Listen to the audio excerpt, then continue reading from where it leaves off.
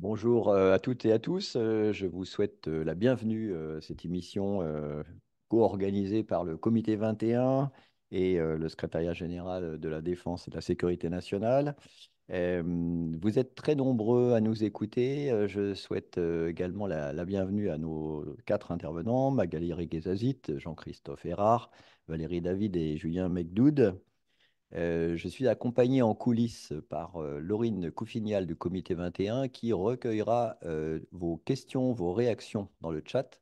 Vous aurez la possibilité de le faire, quel que soit l'outil que vous utilisez.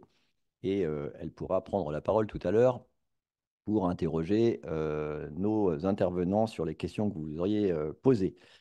Je salue cette initiative du Comité 21 et du SGDSN d'avoir souhaité organiser ce webinaire pour contribuer à mobiliser les acteurs de la société civile et le grand public sur les questions de résilience du territoire français. Résilience confrontée à aux risques de toute nature qui peuvent se présenter. Et l'actualité, malheureusement, vient nous rappeler l'importance et la diversité des questions à traiter. Donc, il sera sujet aujourd'hui de la stratégie nationale de résilience et aussi de tirer profit des actions des différents acteurs engagés, notamment les collectivités locales. Je me réjouis aussi d'être dans les locaux du réseau Idealco qui nous accueille aujourd'hui et qui nous met à disposition ses techniciens et ses collaborateurs. Je salue aussi à distance Amandine Raffard, la responsable du pôle climat et nature, qui accompagne les collectivités dans un excellent travail sur les questions de transition écologique. Alors, deux mots de présentation personnelle. Donc, je m'appelle Bruno Paulmier. J'ai été longtemps directeur général des services de la ville de Niort, ville qui s'est engagée très tôt dans les questions de développement durable et qui s'est aussi outillée sur les questions de résilience, en particulier grâce à l'outil qu'on appelait à l'époque le pavillon orange et qui est maintenant le label Résilience France. Je préside l'association des dirigeants territoriaux et anciens d'INET, une association très engagée sur les questions de transition écologique des territoires. Nous sommes partenaires du CNFPT, le Centre national de fonction publique territoriale, qui a relevé les défis de la formation de tous les acteurs territoriaux. Et je mène aussi actuellement une première initiative avec l'Association nationale des directeurs de services d'incendie et de secours sur les questions de résilience, collègues officier de pompiers que je salue. Au titre de la DTINET, je préside le collège des collectivités territoriales, services de l'État et organismes rattachés au comité 21.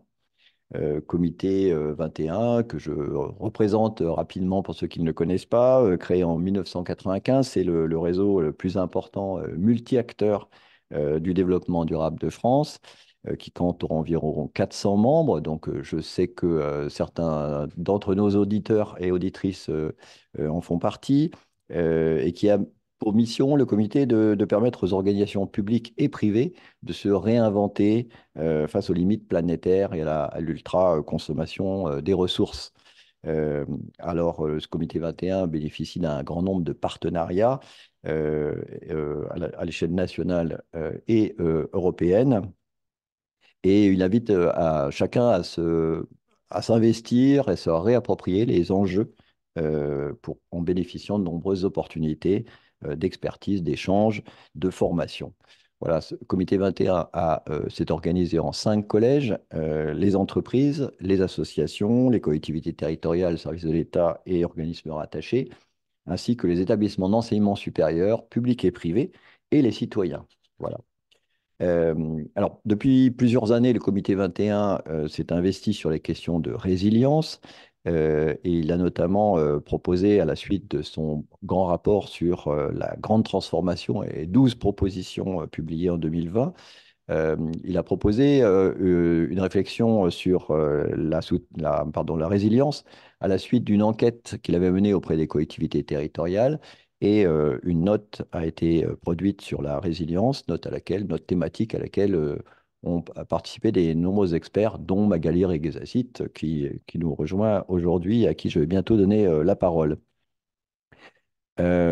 Peut-être avant que nous nous lancions dans cette émission, vous proposez d'avoir ensemble trois ambitions, que cette émission contribue à la sensibilisation et à la présentation destinée à un public large et varié euh, de questions touchant à la résilience, donc comment elle s'incarne, notamment sur les territoires, dans un contexte de polycrise, une présentation de la stratégie nationale de résilience qui mérite qu'on on se l'approprie, et puis un passage par les initiatives et les mobilisations locales qui n'ont pas attendu cette stratégie pour embarquer les acteurs locaux. Donc, c'est cette première ambition de sensibilisation et de présentation. Deuxième ambition, d'avoir un regard croisé avec des profils différents et des points de vue très différents. Et puis la troisième peut-être ambition, c'est d'essayer d'identifier ensemble, et peut-être essaierons-nous en conclusion d'y revenir, des points de vigilance et des conditions de réussite pour que la société française progresse en matière de résilience. Alors, entrons dans le vif du sujet. Magali Reguezazit, je me tourne vers vous. Vous êtes une experte de ces sujets. Vous êtes agrégée docteur en géographie. Vous êtes ancien élève de l'École normale supérieure. Vous avez dirigé des travaux de recherche sur les vulnérabilités, les risques et leur prise en compte. Vous avez aussi siégé au Conseil pour le climat pendant 5 ans. Et donc, vous êtes une de nos meilleures spécialistes françaises, pardon de le dire comme ça, des questions de résilience. Alors, est-ce que vous pouvez, à ce titre, réagir sur le titre que nous avons choisi, La résilience, notre territoire en commun? Quelles idées vous viennent quand on prononce ces mots? Et est-ce que vous pouvez définir aussi pour nos auditeurs le concept de résilience, dont on aimerait bien qu'il ne soit pas un mot valise, un mot fourre-tout, mais qu'il nous éclaire précisément tel que les scientifiques le suggèrent? Et en quoi ce principe, ce concept ou cette mise en action de la résilience peut à la fois aider les acteurs concernés à être plus efficaces et à ceux qui ne se sentent pas concernés, qui sont plus observateurs passifs, voire même peut-être éco-anxieux, à devenir acteurs à leur tour et à contribuer à l'augmentation de notre qualité de résilience collective. Voilà. Alors, est-ce qu'on peut passer du stade des constats et des alarmes à celui de la mobilisation? Magali Reguezazit, à vous de nous l'exposer. Merci, bonjour à tous. Alors d'abord, oui, le titre est très important et très intéressant parce qu'effectivement, il pose d'emblée deux éléments fondamentaux pour l'opérationnalisation, on va y revenir, de ce concept scientifique, qui sont à la fois la dimension collective et une réflexion qu'on doit tous mener aussi bien en tant que citoyens qu'opérateurs, engagés dans la conduite, mais aussi en amont dans la stratégie, sur le lien entre l'individu et le collectif. Qu'est-ce que peut faire l'individu? Alors, par individu, j'entends aussi bien vous et moi que des entreprises, que des réseaux, que des opérateurs. Mais en gros, que peuvent faire les composantes du système pour l'ensemble de ces systèmes, sachant que nous sommes évidemment tous solidaires les uns des autres et que les décisions des uns ont des répercussions soit positives, soit négatives, qui peuvent amplifier ou au contraire atténuer la perturbation d'origine. La question du territoire est aussi fondamentale pour deux raisons, parce que d'une part, la résilience, effectivement, se joue en partie dans les territoires, c'est-à-dire dans les mailles d'action locale. Mais attention, ça ne signifie pas d'un côté qu'il faut passer notre temps à chercher la bonne maille d'action. Il faut rendre efficaces celles qui le sont, qui existent déjà. Et d'autre part, la charge de la résilience, c'est-à-dire la charge économique, mentale, morale, et tout ce qu'on va voir dans quelques secondes, ne peut pas uniquement reposer sur le local. C'est-à-dire que pour que la résilience se mette en œuvre, on va avoir besoin que chacun soit à sa place, le public, le privé, l'État, les collectivités territoriales, les entreprises, les citoyens, les systèmes, à son niveau. Alors, cette définition de la résilience, c'est un peu le serpent de mer. La résilience est un mot très ancien, mais qui en français n'existe pas ou existe plus exactement depuis très peu de temps.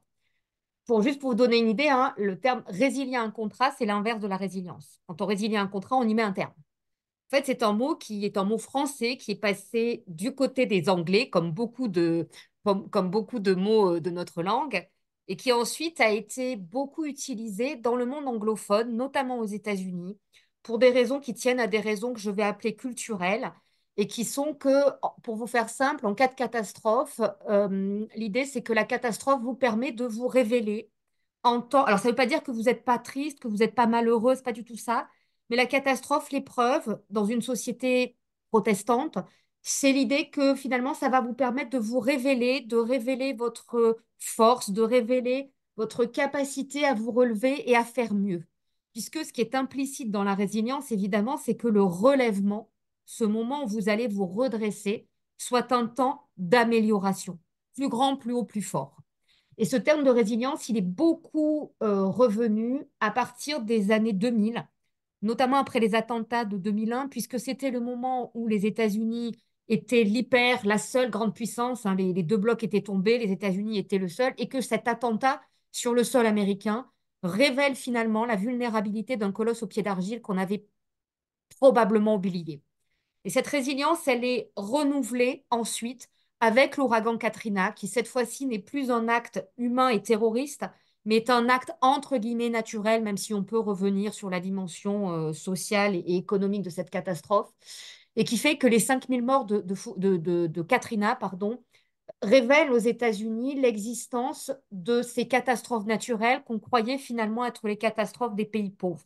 Aux États-Unis, à ce moment-là, la catastrophe est perçue comme une catastrophe du tiers-monde parce qu'on voit effectivement des images de morts, de faillites du système de gestion de crise, de cadavres, enfin de choses qu'on ne pensait plus voir dans des États développés où la technique, la technologie, la science devaient nous protéger. Et d'une certaine manière, la rencontre entre les attentats du 11 septembre et 2005 aux États-Unis, c'est finalement le retour vers le renouveau de la vulnérabilité. Cette idée qu'on va ensuite beaucoup entendre en France, le risque zéro n'existe pas, mais qui en réalité derrière est une sorte de contradiction de notre propre schéma de gestion de risque, puisque quand nous parlons de risque en France, nous parlons de prévention des risques de catastrophe. Et prévenir quelque chose, c'est bien l'empêcher. Et donc, de fait, dans le contrat social, il y a bien l'idée que, notamment l'État, la puissance publique, à travers ses organismes de gestion de crise, de protection, de sécurité civile, de sécurité intérieure et de plus en plus de sécurité extérieure avec les OPEX, protège le citoyen et que ce niveau de protection, évidemment, va être amplifié par les capacités préventives qu'on met en place. Et donc, cette question, cette révélation de notre vulnérabilité, elle est terrible parce qu'elle est interprétée dans une société moderne comme la faillite de la promesse de la modernité. Et mettre l'accent sur la vulnérabilité, vous imaginez bien que d'un point de vue, j'allais dire marketing, c'est quand même pas très valorisant. Dire qu'un territoire est vulnérable, ça donne pas très envie d'aller s'y installer. Et dans ce cadre-là, la résilience va apporter une matrice discursive, un discours, un narratif, comme on dit aujourd'hui, qui permet au contraire de montrer et de dissocier l'ensemble des éléments qui nous conduisent à la catastrophe. D'abord, le phénomène physique, l'attentat, le cyclone, l'épidémie, la cyberattaque, l'ensemble en fait des menaces plus ou moins mesurables qui existent aujourd'hui, plus ou moins connues, y compris des menaces d'ailleurs qu'on ne connaît pas encore. Qui aurait pu imaginer que il y a 20 ans, le cyber prendrait une forme aussi impressionnante que celle qu'on a aujourd'hui? Comment est-ce que demain on anticipe par exemple les risques liés à l'IA? On a un ensemble de menaces qui sont qu'on appelle les inconnus connus, voire inconnus, qui font que qu'est-ce qu'on fait quand on ne peut pas mesurer et empêcher la menace d'arriver? Il y a le volet exposition. L'exposition, effectivement, une menace dans le désert, il n'y a pas de risque. Un aléa dans le désert, il n'y a pas de risque. Si on s'y expose, alors on est effectivement dans une situation de risque. Et donc, la stratégie, c'est de se protéger, de mettre des barrières en place, type la digue. Le troisième élément, c'est la vulnérabilité, parce que vous pouvez très bien être exposé, être invulnérable.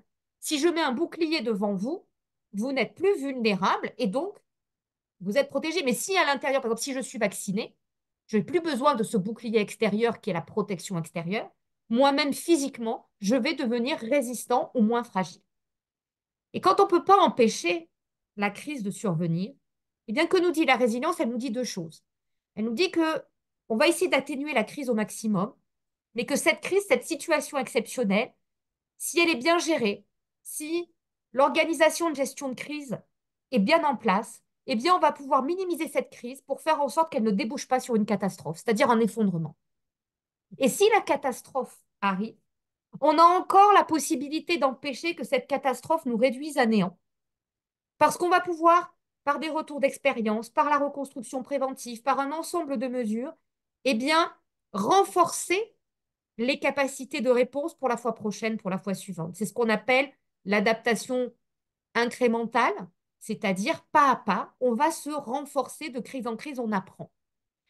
En fait, ce que fait la résilience en tant que discours, c'est de reconstruire cette chaîne qui montre qu'on peut intervenir à chaque brique de la survenue d'une catastrophe, y compris lorsque celle-là a eu lieu, y compris quand on ne peut pas l'empêcher. Ça ne veut pas dire qu'il faut accepter la catastrophe, mais ça veut dire qu'on réouvre l'éventail des possibles. Sauf qu'en vous disant cela, je n'ai pas défini ce qu'était la résilience. Et pourquoi je n'ai pas défini ce qu'était la résilience? Parce que d'une certaine manière, définir ce qu'est la résilience est l'œuvre d'une vie de chercheur. Et surtout, la résilience, au départ en recherche, c'est un concept descriptif a priori. La résilience, qu'est-ce que c'est pour nous, chercheurs? C'est simplement un modèle qui nous permet de reconstruire a posteriori ce qui s'est passé dans une catastrophe et de voir le processus qui a conduit soit à un effondrement, soit à un relèvement et de caractériser ce relèvement. Comme il est l'heure du café et de la digestion et qu'on est peut-être tous un peu endormis, je vais vous donner une image qui n'est pas politiquement correcte, mais que vous allez sans doute comprendre. Imaginez une rupture amoureuse, vous en avez tous connu. C'est la rupture amoureuse. Première étape, vous vous suicidez. Il n'y a pas de résilience. Deuxième étape, vous ne vous suicidez pas, il y a résilience. Et s'il y a résilience, vous pouvez avoir trois cas de figure. La première, c'est que vous allez retrouver le même conjoint, le même compagnon, exactement la même chose. Vraisemblablement, il y a des chances pour que les mêmes causes reproduisant les mêmes effets, vous retombiez à l'identique sur les mêmes vulnérabilités qui font que si vous ne changez rien, eh bien, vous reproduisez toujours les mêmes causes qui conduisent au désastre. Ça peut aussi être une détérioration de votre situation. Vous allez de pire en pire rencontrer des compagnons, des conjoints, qui font qu'au fur et à mesure, la situation se dégrade. Cette image-là, c'est par exemple la situation de Haïti. Mais c'est aussi la situation qu'on voit aujourd'hui dans de nombreux pays où les crises se succèdent et se cumulent et vulnérabilisent en réalité, même parfois de façon invisible, les organisations. C'est-à-dire qu'on a l'impression qu'on s'en est sorti et qu'on a rebondi, et en réalité derrière, on a de plus en plus fragilisé l'édifice, et ça conduit à une résilience qui est en fait une résilience toxique parce que elle renforce les vulnérabilités et elle les rend non visibles. Et puis, il y a la résilience telle qu'on aimerait qu'elle soit pour tous, c'est-à-dire la résilience qui nous permet, bah, vous quittez votre compagnon, il vous quitte et vous rencontrez l'homme ou la femme, il est beau, elle est belle, il est riche, il est intelligent, le prince ou la princesse charmante qui fait que à la fin, vous sortez en mieux, en plus grand, en plus beau, en plus fort, vous avez tiré les leçons du passé, tout va bien. Ça, évidemment, c'est la vision qu'on aimerait tous avoir, mais vous entendez bien que derrière, il y a d'emblée un enjeu normatif dans tout ça. Parce que qui dit au fond que c'est la bonne personne? Qui dit au fond que peut-être que vous la trouvez magnifique, mais que vos parents, vos frères, vos sœurs, vos amis la trouvent absolument affreuse? Il y a donc aussi dans les objectifs de résilience des appréciations subjectives sur le bien, le pas bien, l'utile, le non utile, qui deviennent évidemment, quand on transfère ça à une société, un territoire, une filière économique, une organisation complexe, des enjeux politiques compliqués à gérer cette fois-ci parce que ce n'est pas les administrateurs, ce n'est pas ceux qui vont être en charge de la conduite qui décident ce qui est bien ou pas bien. C'est la société dans son ensemble. Et donc, ce sont des choix et des priorités, sachant que la résilience, elle demande de poser trois questions. À quoi est-ce qu'on est résilient? Est-ce qu'on peut être résilient en tout lieu, en tout temps? Est-ce que le fait d'avoir été résilient à un attentat vous rend résilient à un tsunami? Est-ce que le fait d'avoir été résilient à un cyclone vous rend résilient au cyclone suivant? La réponse est non. Deuxièmement, alors ça ne veut pas dire qu'il ne faut pas faire du multi-aléa, mais ça veut dire que d'emblée, il y a des facteurs spécifiques de résilience, des facteurs génériques, et que surtout, la résilience comme la vulnérabilité, elle évolue dans le temps et dans l'espace en fonction des systèmes considérés. Car c'est le deuxième point. Qu'est-ce qui est résilient? Et là, vous allez d'emblée avoir des questions qui vont se poser parce que vous le savez sans doute, pour sauver le tout, il faut souvent sacrifier des parties. Et la résilience de la partie, de l'élément du système, est parfois indispensable à la résilience du tout. Autrement dit, au niveau de chaque composant du système, vous allez avoir besoin là aussi de choix et d'arbitrage. Par exemple, je fais rouler mes trains pour évacuer la ville qui va être inondée. Je risque fort de perdre mes trains au bout d'un moment parce que même seront inondés que je ne pourrai pas les mettre à l'abri. Et si je sacrifie ces matériels roulants, ça veut dire que pour la reconstruction, ils ne seront plus là pour rapatrier les personnes. Et cette question-là, elle est présente chez tous les opérateurs critiques. Quelle est la part du choix qu'on fait entre, d'un côté, protéger l'infrastructure à tout prix pour permettre de redémarrer rapidement et pour permettre aussi à la reconstruction d'avoir lieu, et quel est le niveau de continuité que je dois maintenir pour permettre à la gestion de crise proprement dite, aux urgences vitales, d'avoir lieu et de se maintenir, sachant que parfois les objectifs ne sont pas conciliables. Et c'est d'ailleurs pour ça que dans certains cas, la résilience va être définie comme le maintien de la continuité de l'activité, maintenir coûte que coûte le service, qu'en d'autres cas, la résilience sera plutôt réfléchie à partir de la question de la résistance, de la protection. Or, vous imaginez bien qu'il y a d'un côté une tension entre le chêne, je résiste, et le roseau, je plie, je suis adaptable, et de l'autre côté, la question du tout et de la partie, sachant que selon l'échelon territorial, selon la position que vous occupez dans la chaîne de commandement et selon votre mission, eh bien, l'articulation des deux n'est pas la même. Cette question du choix politique, je conclurai là-dessus, elle est extrêmement importante parce que la résilience ne fait au final, d'une certaine manière, que remotiver des référentiels qui sont depuis longtemps présents dans le public et dans le privé. Et si l'on s'en tient à cette observation, la résilience, d'une certaine manière, pourrait être considérée comme simplement un discours ou en tout cas un point de convergence entre différents référentiels qui existent et qu'on va pouvoir mettre en cohérence les uns avec les autres. D'un strict point de vue personnel et du fait de l'expérience de recherche que j'ai, la résilience, il n'y a pas de bonne recette de la résilience. Il n'y a pas une recette de cuisine qui ferait que tel ou tel territoire ou infrastructure serait résiliente. En revanche, la résilience est une formidable méthode pour mettre les gens autour de la table et pour regarder ce qui est déjà fait et pour apprendre à se parler d'une autre façon. Par exemple, rattacher la prévention, la gestion de crise et la pré-crise. Par exemple, faire les diagnostics de vulnérabilité à la bonne échelle. Et ça veut dire aussi, quand on fait un diagnostic de vulnérabilité, se dire, mais quelle est ma ressource? Et comment moi je me situe dans ce système complexe par rapport aux autres opérateurs, aux autres intervenants. La résilience mal utilisée, c'est le risque d'un discours incantatoire, il faut yaka, qui serait au final normatif, c'est-à-dire qui imposerait au nom de la morale, de la bonne victime, de l'auto-organisation, de l'autonomie absolument nécessaire, une responsabilisation morale et juridique qui serait insupportable parce qu'elle manquerait le fait que tout le monde n'a pas les mêmes capacités, les mêmes moyens, les mêmes ressources et surtout le même accès à ces ressources à certains moments de son existence pour être justement résilient. Bien sûr, c'est pas la même chose si vous êtes éduqué, riche, en position sociale favorisée, et si vous êtes quelqu'un d'exclu, en situation de précarité économique, juridique, malade, isolé, âgé, handicapé. Ces critères-là doivent permettre d'identifier les plus vulnérables, ceux dont la résilience dépend plus du collectif que d'autres. Le risque, évidemment, c'est d'imaginer que, au nom de la responsabilité, les individus pourraient être acteurs de la résilience indépendamment du contexte dans lequel ils s'inscrivent. À l'inverse, il y a un autre risque, qui est celui de considérer que l'État peut tout, que l'État doit tout faire, ou que la puissance publique, à n'importe quel coût, à n'importe quel prix, peut obtenir la résilience du système, sans se poser la question à nouveau de ce qu'on a besoin de maintenir absolument, et ce n'est pas à moi de le dire. Ça peut être pour des raisons morales, esthétiques, politiques, économiques, financières, stratégiques. Sauver par exemple le cimetière, alors qu'après tout, on pourrait se dire ça coûte cher et ça sert à rien. Mais ça a une vraie place symbolique et politique dans nos sociétés, avec des populations dont l'acceptabilité ou en tout cas l'acceptation du risque, du désordre, de l'insécurité varie énormément. D'un côté, un besoin de confort qui a cru avec les années, et je ne porte aucun jugement moral dessus.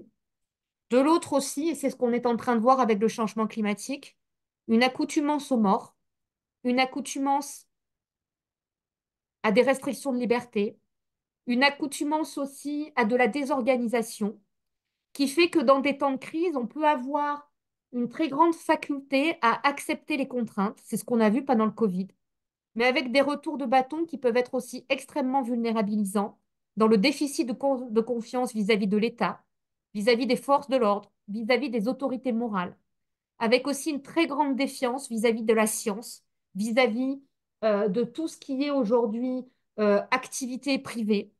Et donc derrière, on a aussi l'expression de plus en plus dans notre société qui est percutée par des crises de nature diverse, à la fois locales et globales, qui a fragilisé beaucoup de catégories sociales. D'une certaine manière, une fragilité qui est liée à la fragilité de nos démocraties et de nos sociétés, qui rend de plus en plus compliquée la gestion de cette résilience. Je conclurai en attirant l'attention de manière plus opérationnelle sur la mise en œuvre de la résilience dans les services et dans la conduite du quotidien. D'abord parce que aujourd'hui, la gestion de crise devient extrêmement douloureuse pour un ensemble de parties prenantes qui sont à la fois acteurs de la gestion, mais aussi victimes. Et la dégradation de la santé mentale, le stress, la pression permanente, la fatigue, l'épuisement, y compris chez des personnels qui sont des personnels rompus à la routine de la conduite de crise et de l'extraordinaire, et de plus en plus perceptible dans les entretiens que mes collègues et moi-même avons pu mener au cours des dernières années.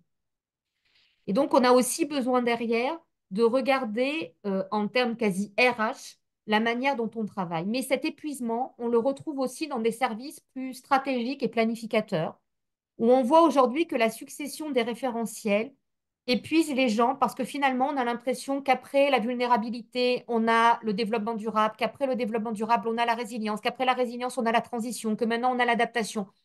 Et en gros, la valse des concepts qui fait qu'on doit refaire sans cesse les plans, les documents, les actions, est quelque chose de décourageant.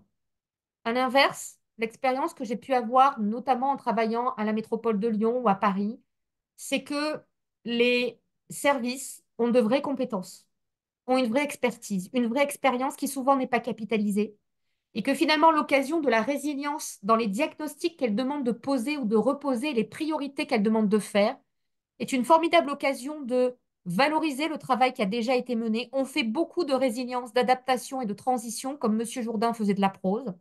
Encore faut-il savoir identifier ce qu'on a déjà en étagère et permettre aussi d'avoir un portage politique qui est une marque de confiance vis-à-vis de ces services. Et le collectif dont vous parliez dans le titre, il est aussi là. Un collectif qui se crée dans les compétences, les savoir-faire. Il ne s'agit pas de réinventer ce qu'on sait déjà faire, mais simplement d'optimiser ce qu'on a déjà dans un cadre sans doute plus systémique en termes de réflexion, sachant que l'action, elle, sera toujours territorialisée, spécialisée, et on va avoir besoin de plus en plus de compétences et sectorielles. Je vous remercie. Merci beaucoup, Magali Ghezazit. Votre intervention était très riche et très inspirante. Euh, Nous reviendrons sans doute avec vous à l'occasion des questions avec nos auditeurs tout à l'heure. Je me tourne maintenant vers Jean-Christophe Errard. Jean-Christophe Errard, vous avez mené une carrière particulièrement riche et diversifiée dans la fonction publique, tant dans l'enseignement, dans l'administration locale. Vous avez occupé plusieurs postes de direction générale, comme à Caen particulièrement. Et vous avez exercé aussi au sein de ministères avant de prendre la tête d'un service d'une grande université parisienne. Vous êtes aujourd'hui délégué pour la stratégie nationale de résilience auprès des collectivités territoriales au sein du secrétariat général de la Défense et de la Sécurité nationale, placé auprès du Premier ministre. Alors, vous voudrez bien nous expliquer pourquoi et comment la question de la résilience s'installe à ce point au cœur des préoccupations de l'État. Est-ce que c'est aussi en lien avec cette idée de réarmement de la France, de renforcer ses défenses contre tous les risques? Est-ce que vous pouvez nous présenter donc la stratégie nationale de résilience avec ses plus-values et peut-être aussi ses limites? et nous dire qui en sont les acteurs clés. Alors, à l'occasion, nous serons attentifs et curieux de voir quelle est la place et le rôle clé du préfet de département, le représentant de l'État local, qui à la fois a des vraies compétences et des services dédiés, mais aussi une légitimité historique au regard des élus locaux en particulier en matière à la fois de prévention des risques et de gestion de crise. Est-ce qu'il dispose de tous les leviers? Dans quelles conditions son leadership s'exerce, notamment avec les collectivités locales? Qu'attend-il des acteurs nationaux et de la coopération avec les acteurs locaux? Et comment, dans ces conditions, faire progresser la coopération à la fois donc verticale, de l'État national à l'État local et horizontale aussi, coopération locale avec les collectivités. Jean-Christophe Errard, c'est à vous. Merci Bruno, merci au Comité 21 et à Hidalgo pour l'organisation de cette conférence particulièrement utile et, comme vient de le rappeler Magali Megazarit, pardon, tout à fait à propos dans le contexte actuel, d'autant que la stratégie nationale de résilience a beau avoir été adoptée en 2022, elle est encore peu connue en dehors de l'État. Donc, pour répondre à la liste impressionnante de questions qui m'a été adressée, je vais vous présenter cette stratégie qu'on appelle SNR, Stratégie nationale de résilience, en 4 temps. Tout d'abord, rappeler un contexte particulier dans lequel tout cela intervient. Deuxièmement, faire un petit rappel sur les objectifs et la méthode de la Stratégie nationale de résilience. Et comme ça a été déjà un peu esquissé par l'intervenante précédente, montrer en quoi est-ce qu'elle touche aussi à la continuité de l'activité, à la gestion de crise, même si elle ne se résume pas à cela. Le troisième point, je ne vais pas pouvoir y échapper, c'est la responsabilité des acteurs de l'État et des collectivités territoriales. Et je terminerai par une ouverture sur l'engagement de la totalité de la société, qu'il s'agisse notamment des entreprises et des citoyens. Je ne vous fais pas la présentation ici avec le PowerPoint habituel que j'utilise pour cet exposé, mais il sera disponible ensuite sur le site. Et puis, je vous indiquerai également quelques sites Internet qui peuvent être utiles pour approfondir tel ou tel sujet. Alors, tout d'abord, le contexte. Alors, je ne reviens pas sur les attentats du 11 septembre et autres exemples de catastrophes naturelles qui viennent d'être évoqués, mais il se trouve qu'il y a une agence aux Nations Unies qui suit depuis les années 50 dans le monde entier le nombre de catastrophes naturelles qui se passent. Sur les 20 premières années de notre siècle, donc de 2020 à 2020, pardon, 2000 à 2020, elle a observé 7400. Alors évidemment, elle ne prend pas toutes les catastrophes, mais celles qui sont d'importance pour justifier d'être recensées au niveau mondial. Elle en a recensé 7400 en 20 ans. Ces 7400 catastrophes ont tué plus d'1 million de personnes, en ont affecté 4 milliards, et le coût complet estimé est de 3000 milliards de dollars. Ce qui est encore plus intéressant, parce que déjà ces chiffres sont absolument considérables, le rapport est en ligne sur le site de l'ONU, vous pouvez le trouver facilement, et ils ont eu l'idée de faire la comparaison de ces chiffres avec ce qui s'était passé dans les 20 dernières années du siècle précédent, donc de 1980 à 2000. On observe un accroissement de 50% des sécheresses et des éboulements. Les inondations et les incendies sont multipliés par 2. Les canicules sont multipliées par 3.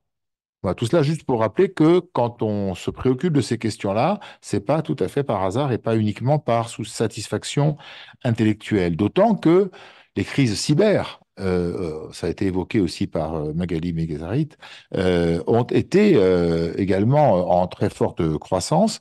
Et d'ailleurs, ça a justifié la création au sein du EGDSN de l'Agence nationale des systèmes de sécurité et d'information, l'ANSSI. Là aussi, je vous invite à aller consulter son site lequel est accessible très facilement et permet même de faire des petits tests sur l'état de protection du système d'information que l'on utilise. Pour rajouter également, et à ces temps-ci, malheureusement, on en voit une explosion, toutes les problématiques de désinformation ou d'ingérence qui mettent en péril la fiabilité de ce que les uns et les autres pouvons croire ou suivre sur les réseaux. Là encore, une agence du GDSN a été créée pour lutter contre cela. Elle s'appelle Viginum. Je ne reviens pas sur tout ce qui a été dit autour d'autres types de crises telles que les guerres ou les attentats ou même les accidents industriels. Les Rouennais se souviennent de Lubrizol, par exemple, ou des pandémies, puisque chacun a encore en tête la plus récente et la plus forte dans le monde, qui était celle du Covid. En effet, la bascule se fait le 13 avril 2020. Alors, je suis sûr que vous vous souvenez tous de cette date, puisque c'est un discours du président de la République qui annonce la poursuite du confinement. Donc, je pense que chacun se souvient de ce moment. Dans ce discours, le président de la République dit, c'est une phrase très courte, il nous faudra bâtir une stratégie où nous retrouverons le temps long, la possibilité de planifier, la sobriété carbone, la prévention et la résilience qui seule peut permettre de faire face aux crises à venir.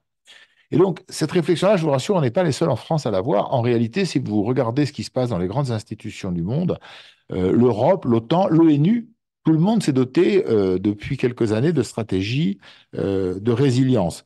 Et certains de nos partenaires, d'ailleurs, en ont fait des concepts qui sont quasiment des guides de vie.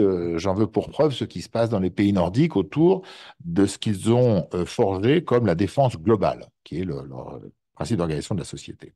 Alors, j'en arrive à ma deuxième partie, qui est donc l'apparition de la stratégie nationale de résilience. Et là encore, il y a des concordances tout à fait étonnantes, puisque je vous rappelle le lancement de la réflexion par le président en avril 2020.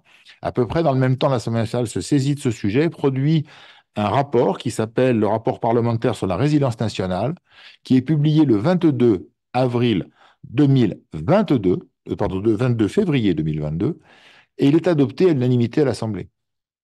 Il n'y a pas beaucoup de rapports qui, dans ces temps politiques relativement incertains, sont adoptés à l'unanimité à l'Assemblée. Donc, je vous invite là aussi à aller le consulter. C'est Thomas Gassillou qui en était le rapporteur. Donc, l'Assemblée nationale, l'État, donc c'est en avril 2022, d'où ma confusion de date tout à l'heure, que le secrétaire général pour la Défense et la Sécurité nationale, Stéphane Bouillon, présente dans une réunion interministérielle son projet de stratégie qui devient donc une stratégie consultable désormais également en ligne sur le site du SGDSN, onglet Nos missions, et vous tomberez directement sur la SNR. Cette stratégie est élaborée autour de 3 axes. Le premier, c'est la préparation en profondeur de l'État aux crises. Le deuxième, c'est le développement des ressources humaines et des capacités matérielles pour faire face. Et le troisième, c'est l'adaptation de la communication politique aux enjeux de résilience. Il s'ensuit 73 fiches actions. Alors celles-là, vous ne pourrez pas les consulter en ligne, tout simplement parce qu'elles sont classifiées, la plupart d'entre elles portant sur la résolution de vulnérabilités identifiées au sein de l'État. Il n'a pas jugé très malin de mettre en ligne un rapport sur l'état des vulnérabilités de l'État. Et donc, elles sont suivies dans un comité interministériel de la résilience nationale tous les 6 mois sous la présidence du directeur de cabinet du Premier ministre. Cette SNR, eh bien, je crois que Bruno le disait en introduction, tout risque et menace. On n'a pas identifié tel ou tel risque, on n'a pas privilégié tel ou tel risque. La volonté est bien de faire face et de se rétablir, comme ça a été dit tout à l'heure par Magali, sur la base d'un concept physique ancien qui était que quand on prend un rail de chemin de fer et quand on le met au soleil ou quand on tape dessus, il se déforme, on le remet dans des conditions normales, on observe à quelle vitesse il revient à sa condition initiale et potentiellement mieux. C'est ce que nous explique Boris Cyrulnik quand il fait son étude sur la résilience des personnes qui sont revenues des camps de concentration. Il dit que notre corps, mais aussi notre esprit, peut rebondir à l'issue de difficultés particulières et que il y a cette capacité même de s'améliorer et comme dans la relation amoureuse évoquée tout à l'heure, on peut progresser pour finir dans une relation encore plus harmonieuse que nous étions précédemment. La logique de l'État dans le cadre de la résilience, pour répondre ou compléter la notion enfin, le questionnement sur la définition, elle rejoint se redresser, le terme je crois qui a été employé tout à l'heure par Magali Reguezazit, ou de se relever, je ne sais plus l'un des deux ou peut-être même les deux. Eh bien, c'est un peu la même chose. Considérons que le corps social est constitué de plein de petites cellules que sont les corps humains. Eh bien, ces atomes ces cellules peuvent se comporter de façon vertueuse pour que, eh bien, finalement, la société tout entière aille mieux après un choc. Ce choc, je l'ai dit tout à l'heure, c'est n'importe lequel que l'on puisse imaginer, mais il peut être aussi bien à court terme, c'est plutôt sécuritaire, comme à long terme, et dans ces cas-là, on est plutôt dans des logiques de type environnemental. Alors l'ASNR, c'est une démarche très appuyée sur la continuité d'activité. Et là, je vais reprendre un petit peu sur les bases établies tout à l'heure, présentées tout à l'heure par Magali. Tout d'abord, il y a un premier temps.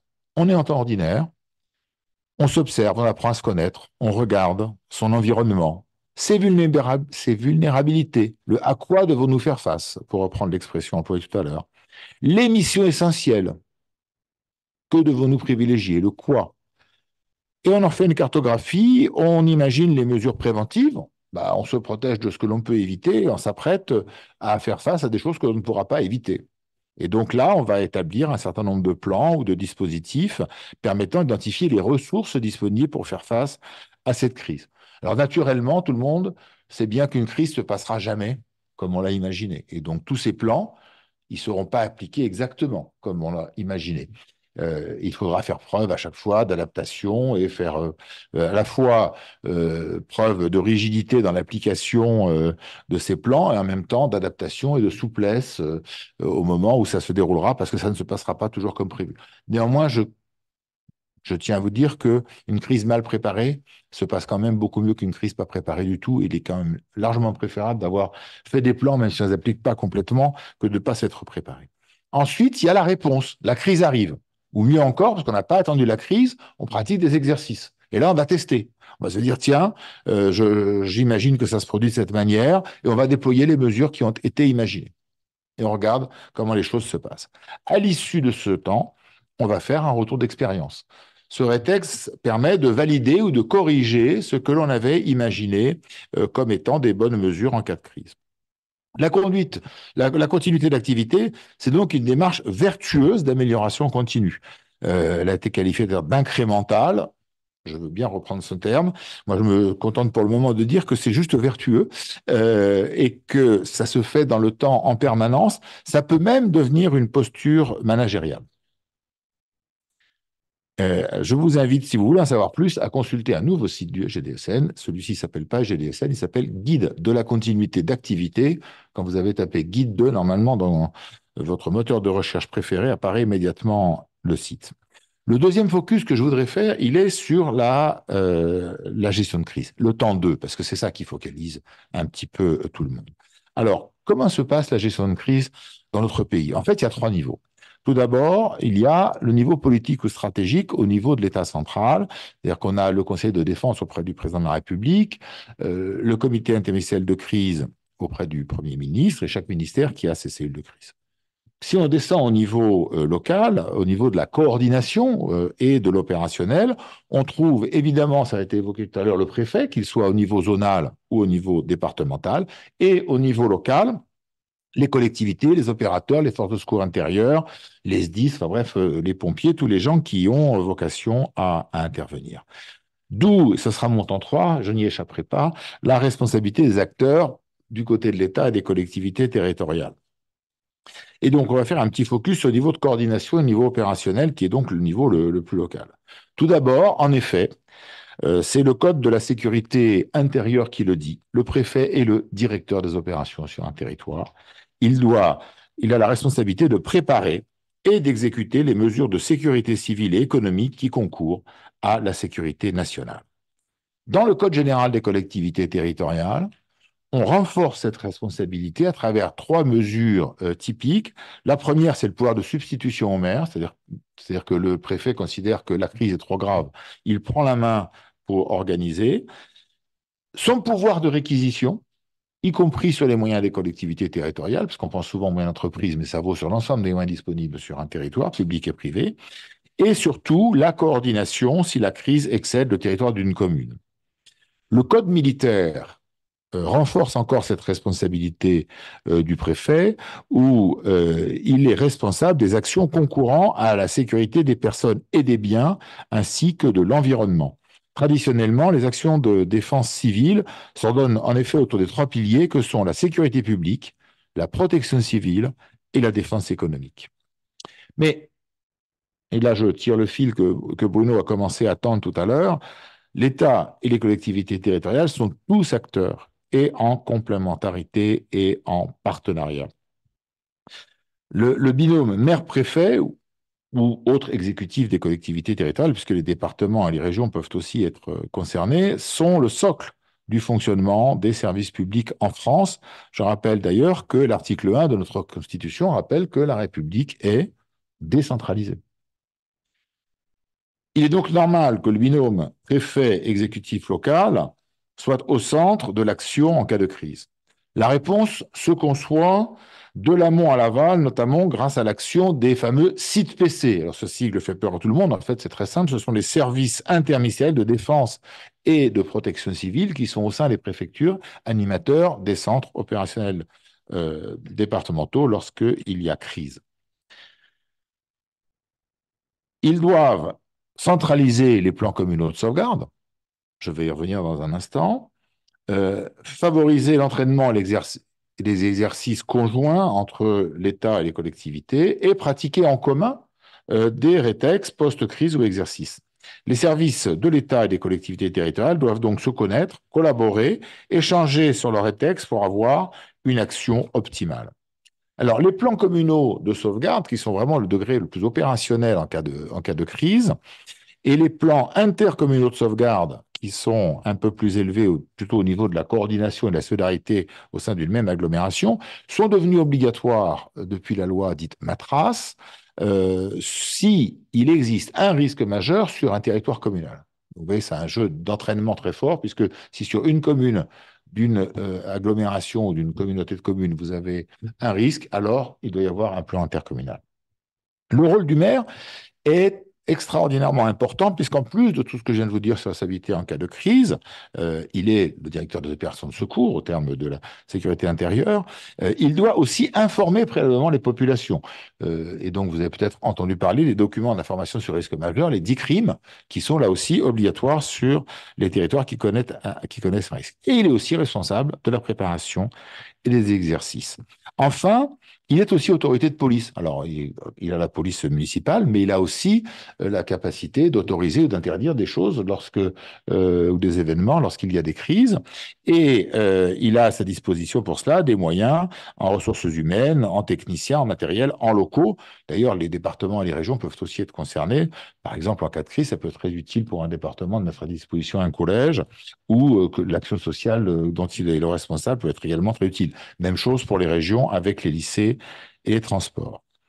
Dernière partie, l'engagement de la société tout entière, parce qu'on a parlé de l'État, on a parlé des collectivités territoriales, mais il y a tout ce qui fait la vie, et la vie, c'est plutôt les entreprises, c'est plutôt les citoyens eux-mêmes, et d'ailleurs, le titre même de ce webinaire autour d'un territoire en commun montre bien qu'on ne va pas juste se contenter de regarder tel ou tel acteur, mais c'est bien de tout le monde que l'on parle. Alors, les entreprises, elles produisent des biens et des services essentiels à la vie de la nation. En cas de crise, la continuité de leur activité et la disponibilité de leurs services peuvent être essentielles pour un territoire. Par ailleurs, elles ont des ressources humaines, par exemple des sauveteurs secouristes du travail qui peuvent être très utiles en cas de crise. Elles peuvent développer une culture du risque au sein de leur personnel. Elles peuvent avoir des moyens de secours. Je pense notamment aux entreprises de transport ou aux entreprises de BTP avec leurs engins. Elles disposent de locaux. Et puis au niveau du citoyen, et ce sera ma conclusion, on constate à chaque crise un très fort engagement volontaire des citoyens. C'est les dons qui sont faits à la Croix-Rouge, à telle association lorsqu'il y a une catastrophe internationale. C'est tous les dispositifs de solidarité qu'on a vu fleurir au moment de la crise Covid. Néanmoins, notamment les associations avec lesquelles nous coopérons, faut observer qu'il y a une assez grande méconnaissance des citoyens sur la réalité des risques et sur leur capacité d'engagement. Alors, sur l'information, nous sommes en train de développer un plan familial de mise en sûreté avec le ministère de l'Intérieur et il devrait être disponible très rapidement. Il y a également le portail gouvernemental, encore un site à aller consulter, risque.gouv.fr, qui a été créé juste fin 2023 et qui recense la totalité des dispositifs qui sont à disposition en cas de risque. Il y a le DICRIM dont j'ai parlé tout à l'heure, et puis lorsque la crise se déroule, il y a France Alerte, vous savez, ce nouveau dispositif qui utilise le téléphone portable comme réceptacle des messages du gouvernement. Et enfin, pour l'engagement, simplement rappeler que La formation aux gestes qui sauvent aujourd'hui se déploie dès le lycée et dans les entreprises et que c'est une formation qui est extraordinairement utile. Il y a également de multiples dispositifs de solidarité au niveau associatif. Il y a la Journée nationale de la résilience qui se déroule maintenant le 13 octobre et qui va connaître cette année sa troisième édition. Il y a pour les jeunes le service national universel et pour ceux qui veulent aller encore plus loin, il y a tous les dispositifs de réserve, armés ou non armés, puisqu'il existe aussi des dispositifs de réserve sanitaires et même communales. Et la boucle est bouclée. J'en ai terminé avec 2 minutes de retard, je crois. Merci beaucoup, Jean-Christophe Hérard. Vous avez apporté un certain nombre de réponses très concrètes, très précises aux interpellations proposées par Magali Reguezazit tout à l'heure. Alors, je me tourne vers Laurine Couffignal, qui va prendre la parole pour un choix de questions-réactions de la part des auditeurs. Alors, on a eu assez peu de questions, mais plutôt des remarques par les auditeurs et auditrices, auxquelles d'ailleurs Magali Reguezazit a répondu directement à l'écrit. Donc, peut-être une réaction sur un questionnement qui est posé, ou en tout cas un sujet qui est posé par une participante sur la question du changement de modèle et finalement le lien entre la résilience et cette nécessité de changer peut-être radicalement de modèle. Je ne sais pas, Magali Reguezazit, si vous pouvez prendre la parole à ce sujet. Alors, c'est un sujet qui est important, mais qui, d'une certaine façon, est un sujet plus global, puisqu'en fait, il cadre justement ce choix politique qui doit présider à la définition ensuite de la mise en œuvre de la résilience. Je m'explique. Il y a comment vous dire? Il y a une sorte d'antagonisme entre, d'un côté, la résilience qui suppose une reproduction à l'identique, enfin, en tout cas, une partie du même, et puis ce qu'on appelle la bifurcation, qui est effectivement un changement radical. Il est aujourd'hui établi scientifiquement que par rapport aux menaces climatiques et aux menaces qui pèsent sur la biodiversité, on atteint effectivement des points limites qui compromettraient, s'ils étaient dépassés, les capacités d'adaptation des sociétés humaines, à savoir le niveau de réchauffement climatique. Au-delà d'un certain seuil, il va être très difficile pour une très grande partie de l'humanité de pouvoir s'adapter. En tout cas, les pertes vont être colossales. Et en arrière-plan, on a surtout un effondrement possible des écosystèmes qui, là, serait dramatique pour l'humanité parce que nous dépendons de ces écosystèmes pour vivre. Donc, en fait, le point dont on parle très peu, c'est la question de la biodiversité et de son rôle dans la résilience des sociétés humaines. Cela signifie concrètement qu'effectivement, pour pouvoir s'adapter et derrière atténuer, parce que c'est quand même ça aussi qu'on a besoin de faire au niveau du changement climatique, il faut avoir ce qu'on appelle une adaptation transformationnelle, c'est-à-dire changer de manière profonde et non pas simplement conjoncturelle notre manière de nous déplacer, de produire, de consommer, d'habiter. Et tout ça repose sur un choix collectif démocratique. Il n'y a pas une seule voie, il n'y a pas un seul moyen, il n'y a pas une seule bonne façon d'y arriver, mais il y a effectivement des transformations qui relèvent un petit peu de ce qu'on a connu par le passé quand, par exemple, on a parlé de révolution industrielle. On est en fait à l'aube d'une révolution technologique, d'une révolution industrielle, d'une révolution agricole, d'une révolution des transports, de l'habitat, de changements vraiment profonds. Et d'ailleurs, par parenthèse, c'est ce qui vous explique qu'aujourd'hui, quand on parle de baisse des émissions, on s'interroge sur la dimension conjoncturelle. Est-ce que c'est par exemple la crise Covid? Est-ce que c'est par exemple la crise économique ou vraiment structurelle, c'est-à-dire des tendances de fond?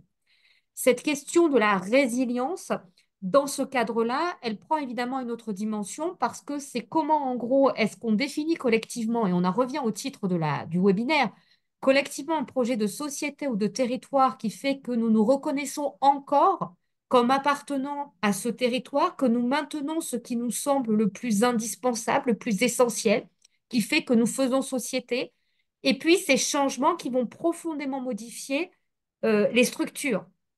Je vous donne un exemple concret. Quand on dit Paris sera toujours Paris, c'est un Quand on parle des villes, il y a une volonté d'éternité. Rome, la Rome éternelle. On a cette idée de continuité. Pourtant, si vous regardez Paris, Paris entre 1900 et aujourd'hui a énormément changé. Baudelaire a écrit des vers absolument magnifiques la forme d'une ville change plus vite, hélas, que le cœur d'un mortel.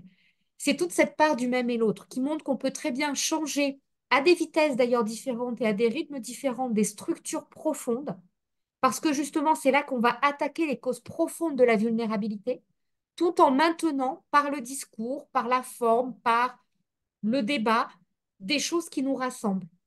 Et c'est pour ça aussi, quand je parlais au début de cette question du pacte entre l'État et ses citoyens, nous sommes dans des sociétés modernes qui, qu'on le veuille ou non, ont construit le collectif sur l'idée que le progrès, la technique, l'État avait un rôle particulier à jouer dans la protection des concitoyens. C'est d'ailleurs pour ça que quand vous avez une gestion de crise, et je pense qu'il y a des professionnels autour de la table qui en parleraient mieux que moi, le pire, c'est la vacance de l'État. C'est quand on voit plus rien, parce qu'effectivement, à ce moment-là, si l'État, la sécurité intérieure, la sécurité civile ne sont plus là, ça autorise effectivement chacun à revenir à l'état de nature, et c'est les débordements qu'on a pu connaître dans certains cas de catastrophe. Donc cette capacité à maintenir le même dans le discours et dans l'identité et les identités plurielles, c'est un choix de société. Et derrière ces transformations, effectivement, elles vont être nécessaires, sachant que l'urgence à agir ne signifie pas pour autant qu'on n'a pas un certain temps pour déployer, à condition d'engager évidemment les transformations, qui vont prendre plusieurs années, et de poser des jalons temporels qui vont être différents, avec des moyens différents selon les acteurs, selon les territoires des besoins. Et toute cette priorisation, elle ne peut passer que par une planification stratégique qui ensuite doit être mise en musique à un niveau tactique, territorial, organisationnel, et ensuite déclinée opérationnellement de façon sectorielle pour le coup et spécialisée dans un ensemble de compétences métiers qui ne sont pas substituables et au contraire qui vont devoir progresser. C'est toute cette complexité dans le temps, l'espace, le général, le particulier, le sectoriel et le transversal qu'on a besoin de réfléchir, sachant que c'est ce que fait en réalité la puissance publique et le privé, là aussi depuis des années, mais que finalement ces nouveaux vocabulaires et ces nouveaux champs ont aussi tendance à un petit peu invisibiliser ce qu'on sait déjà faire et à nous placer devant le vertige des transformations qui effectivement nous attendent, bien sûr.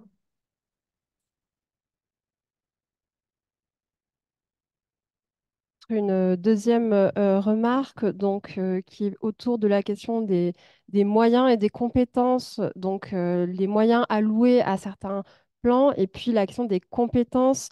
Un participant cite un sondage du Courrier des maires et des élus locaux. 89% des directeurs généraux de collectivités estiment ne pas maîtriser pleinement les compétences nécessaires pour conduire la transition écologique. Peut-être un petit focus sur cette question de la compétence des collectivités et peut-être plus largement des acteurs.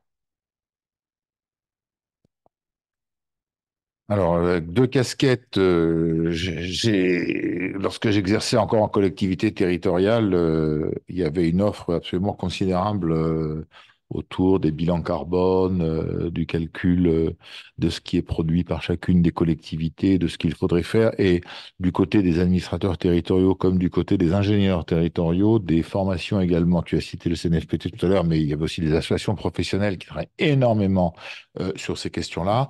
J'aurais plutôt tendance à dire, mais c'est mon côté chauvin et historique de mon métier, que les collectivités territoriales étaient un peu en avance sur l'État et que mes allers-retours de l'un et de l'autre ont montré que les choses sont en train de changer. Alors, elles sont en train de changer, notamment parce que il y a eu une très forte volonté de mobiliser, y compris les fonctionnaires sur leur poste de travail.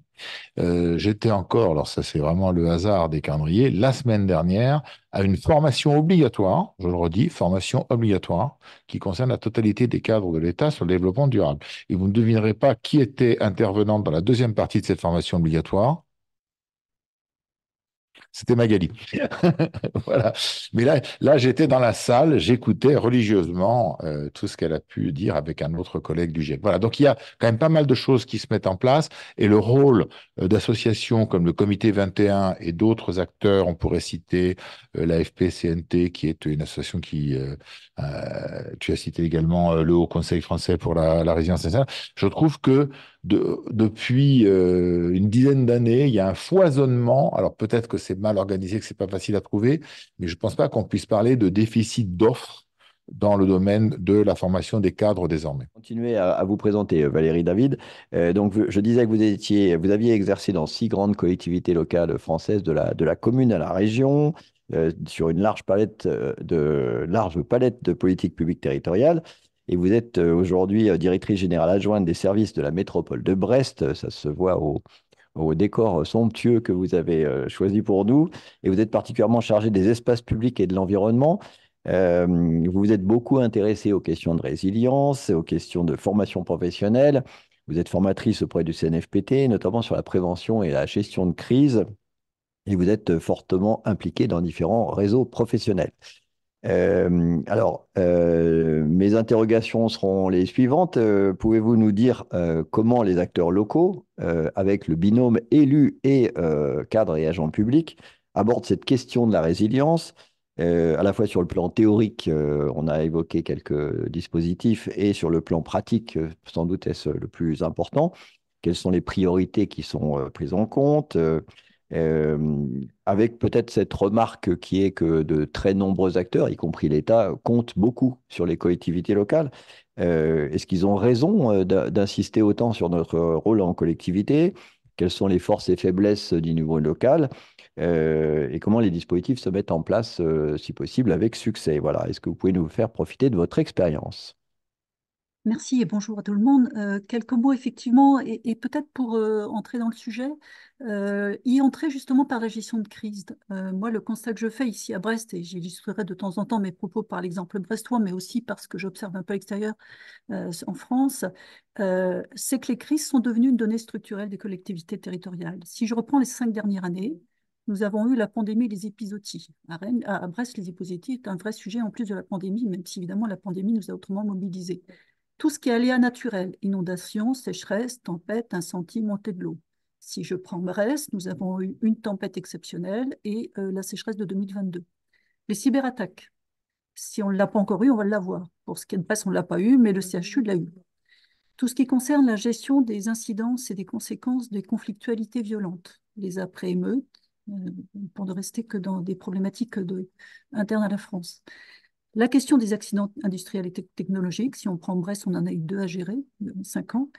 Les risques d'approvisionnement, qui sont plus ou moins importants, mais qui sont latents dans plusieurs situations.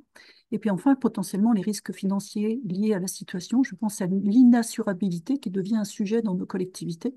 Voilà. Donc, si on prend l'ensemble des sujets, je pense que les uns et les autres, on a tous fait l'expérience de crises à gérer ou au moins à prévenir. Et que donc, la question de la résilience est une donnée à laquelle peu ou prou nous sommes tous confrontés. Alors, les collectivités y sont plus ou moins comment dirais-je, confrontés, ils y sont plus ou moins préparés, mais de fait, aujourd'hui, il n'y a pas un cadre d'une collectivité territoriale qui ne se dit pas qu'il ne va pas avoir des crises à gérer. En tous les cas, moi, ce que je constate au quotidien, c'est que ça fait partie du discours courant et qu'on se demande quand sera la prochaine crise.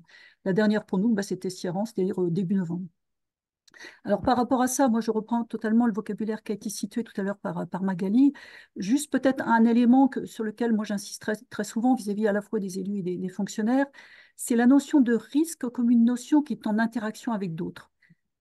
Des aléas, c'est-à-dire des choses, des événements qui peuvent nous affecter, et puis des formes de vulnérabilité auxquelles on est plus ou moins exposé. Et face à une plus ou moins grande capacité de résilience.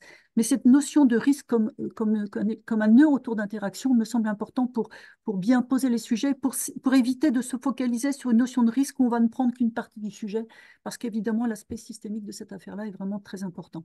Alors, par rapport à ça, et pour essayer de caractériser ce qu'il en est des collectivités, qu'il s'agisse des élus et des fonctionnaires ou des agents publics plus généralement, moi j'observe en gros deux éléments. Et je dirais qu'on est à la croisée des chemins.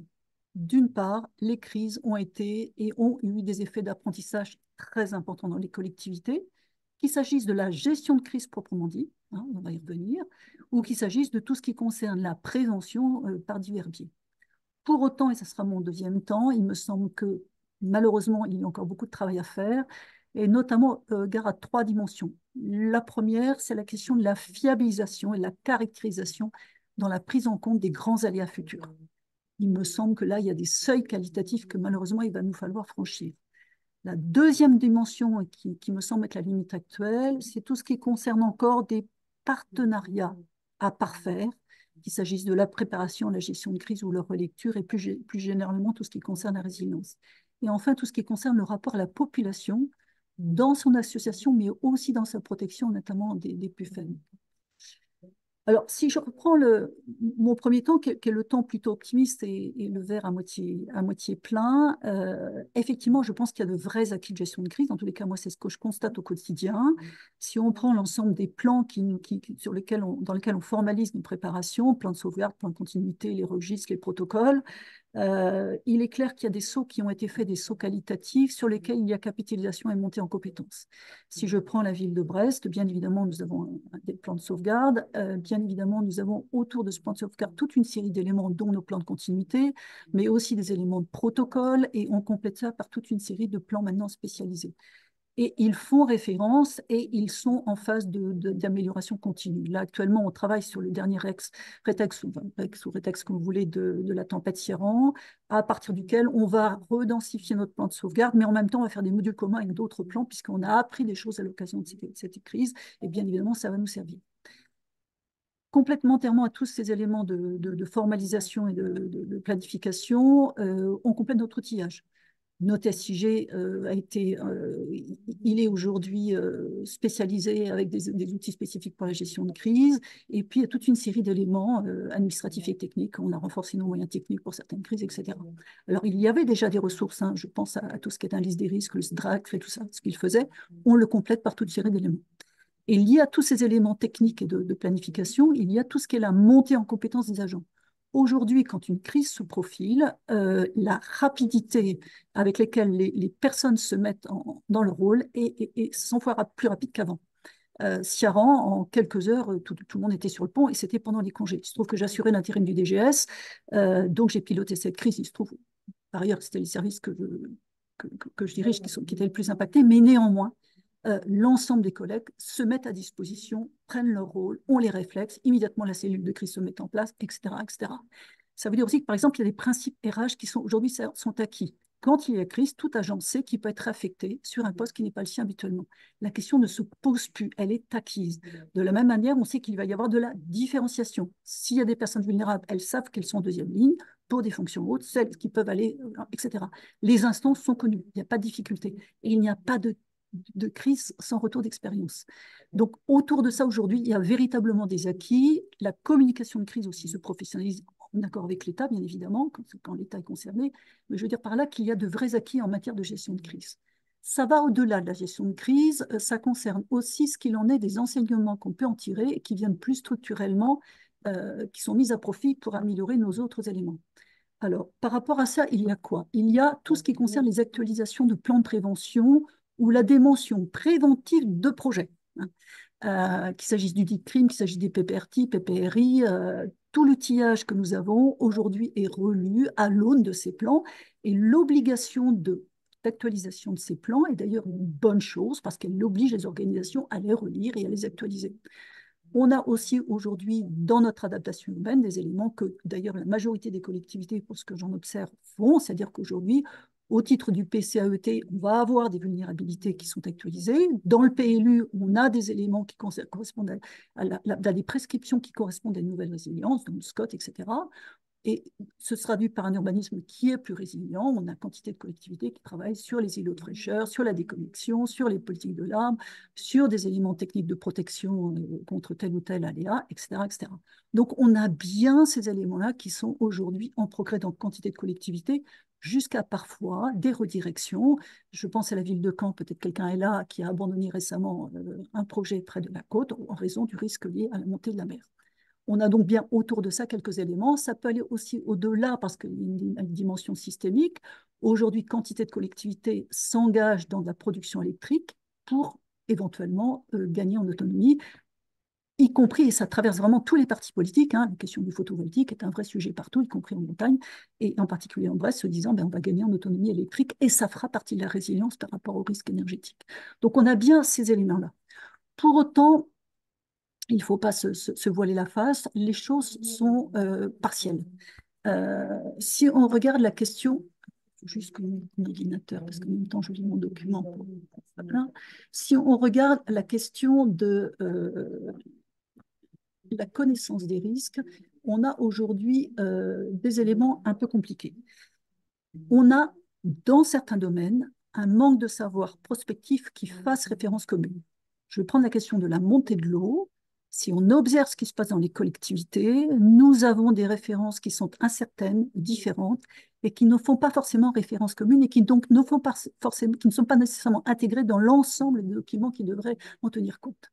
Donc là, à mon avis, il y a quelque chose qui pose un peu problème et qui va nous falloir prendre en compte, ce d'autant qu'il s'agit bien d'aléas importants où la crise vient annoncer des nécessités de modifications structurelles. Deuxième élément qui, moi, me frappe dans la réflexion et dans l'analyse que j'en ai, c'est probablement la sous-estimation des crises systémiques et des effets systémiques. Si on prend Ciaran, la difficulté, ça n'a pas été tant la tempête que le lien qu'il y a eu entre l'eau et l'énergie. Spontanément, ce n'est pas l'eau qui est un problème, sauf que tout l'appareil de production de l'eau potable dépend de l'énergie. Or, il y a eu un problème sur l'électricité. Donc, on voit bien que la question des crises systémiques, et on pourrait démultiplier le sujet, est un vrai sujet et probablement qu'une sous-estimation.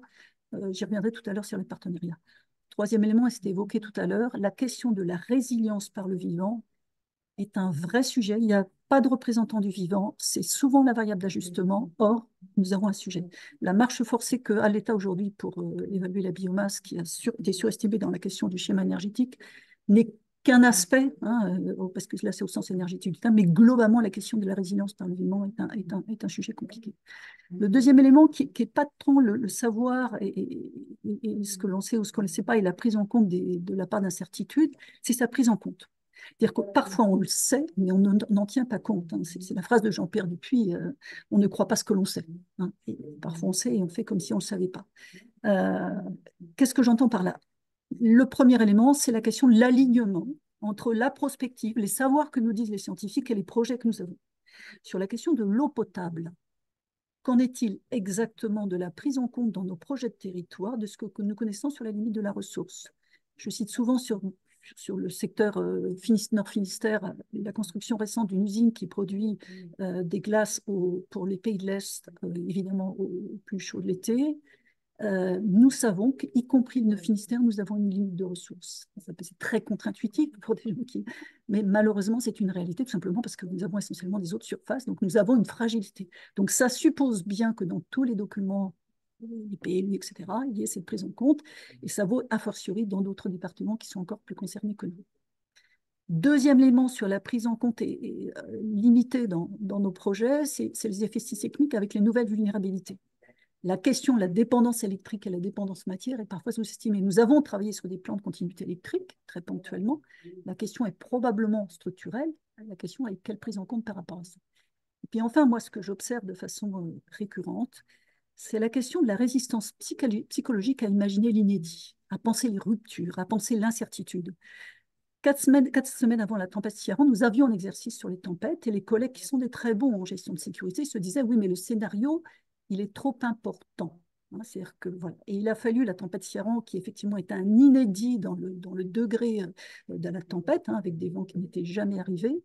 Et là, on voit bien qu'il y a de la résistance. De la même manière que la sécheresse de 2022, penser une sécheresse dans le Finistère en 2022, quelques semaines avant, en avril exactement 2022, je rencontrais un des collègues spécialistes et son propos, c'était de dire, mais en parler inquiète les élus, c'est-à-dire que l'idée même de se confronter à quelque chose de l'ordre d'une sécheresse était impensable. Et par rapport aux aléas naturels dont on sait qu'ils vont s'aggraver, la question de la capacité à les imaginer, à l'imaginer globalement l'inédit, est un vrai sujet pour rester rationnel par rapport à nos approches. Deuxième élément peut-être qui, moi, me semble une limite aujourd'hui, qui est une question plus opérationnelle. Ce que j'observe, on a évoqué tout à l'heure la relation avec l'État, peut-être deux éléments. Hein. La question de la direction, opérationnelle des secours, quand il s'agit de crises limitées, vous savez que c'est le maire avec possibilité de transfert à l'État. Moi, ce que j'ai observé dans plusieurs crises, c'est que ce passage ne se fait pas si facilement. On est que souvent dans un espèce d'intermédiaire. Et donc, ça mériterait peut-être une relecture pour en tirer les bons enseignements. parce que pour certaines crises, on peut avoir un basculement rapide dans des choses à fort impact, et que ça peut, en tous les cas, c'est une source d'enseignement pour moi. Et pour nous, c'est un sujet de travail au regard de 2 crises technologiques que nous avons pour se dire, ben voilà, il y a eu une espèce de situation intermédiaire, nous restions DOS du point de vue juridique, mais de fait, c'était l'État qui était passé DOS, etc., etc. Deuxième élément qui est un autre petit focus de lecture que je vous soumets, c'est ce qu'on avait pu vivre les uns les autres lors de la pandémie, mais qu'on peut vivre dans d'autres crises, c'est quel est le degré d'autonomie locale par rapport à une commande et une gouvernance d'État absolument nécessaire par ailleurs. On voit bien que là, il y a eu aussi des différents débats et que ce point-là mériterait d'être travaillé. Autre question en matière de partenariat et de relations aux acteurs, parce que c'est souvent entre les acteurs et non pas l'acteur lui-même qui pose question, c'est la question de tous les autres partenariats, les complexités. Si je prends Ciaran, la grande difficulté, ça a été le rapport à Enedis et aux opérateurs télécoms. Enedis ne dispose pas de l'information sur les foyers touchés par les pannes d'électricité. Ça peut sembler bizarre, mais nous avons eu voilà, nous avons fait l'expérience de cet élément-là. Du coup, pour nous, c'est une source d'information et nous allons travailler avec Enedis, mais c'est de toute façon une question nationale. Voilà, la capacité à travailler avec les autres acteurs. Et parfois, pour certaines collectivités aussi qui on a pu discuter, c'est quand on a beaucoup de services privatisés, on a parfois moins de lisibilité du territoire, moins de compétences et moins de capacité d'action, et que ça peut être un élément de fragilisation. Donc, on a comme ça la question des partenariats globalement dans la prévention comme la gestion de crise et a fortiori dans la relecture d'expérience qui est souvent séparée, quelque chose qui pourrait être un axe de progrès. Et puis, par ailleurs, moi, j'observe des choses au sein de nos organisations, de manière assez simple. Nous avons encore parfois des spécialités qui sont vécues en silo et ça préjudicie à tout ce qui est approche systémique. A fortiori, quand c'est redoublé par des éléments d'échelle symbolique. C'est-à-dire qu'il y aurait des savoirs nobles et des savoirs moins nobles, il y aurait des éléments stratégiques et d'autres moins stratégiques. Et parfois, on peut avoir comme ça un questionnement des échelles symboliques qui fait qu'il y a des résistances importantes. Au début de la pandémie, les postes stratégiques, c'était les postes d'agents d'entretien. Ce n'était pas ceux qui faisaient de la prospective à 50 ans.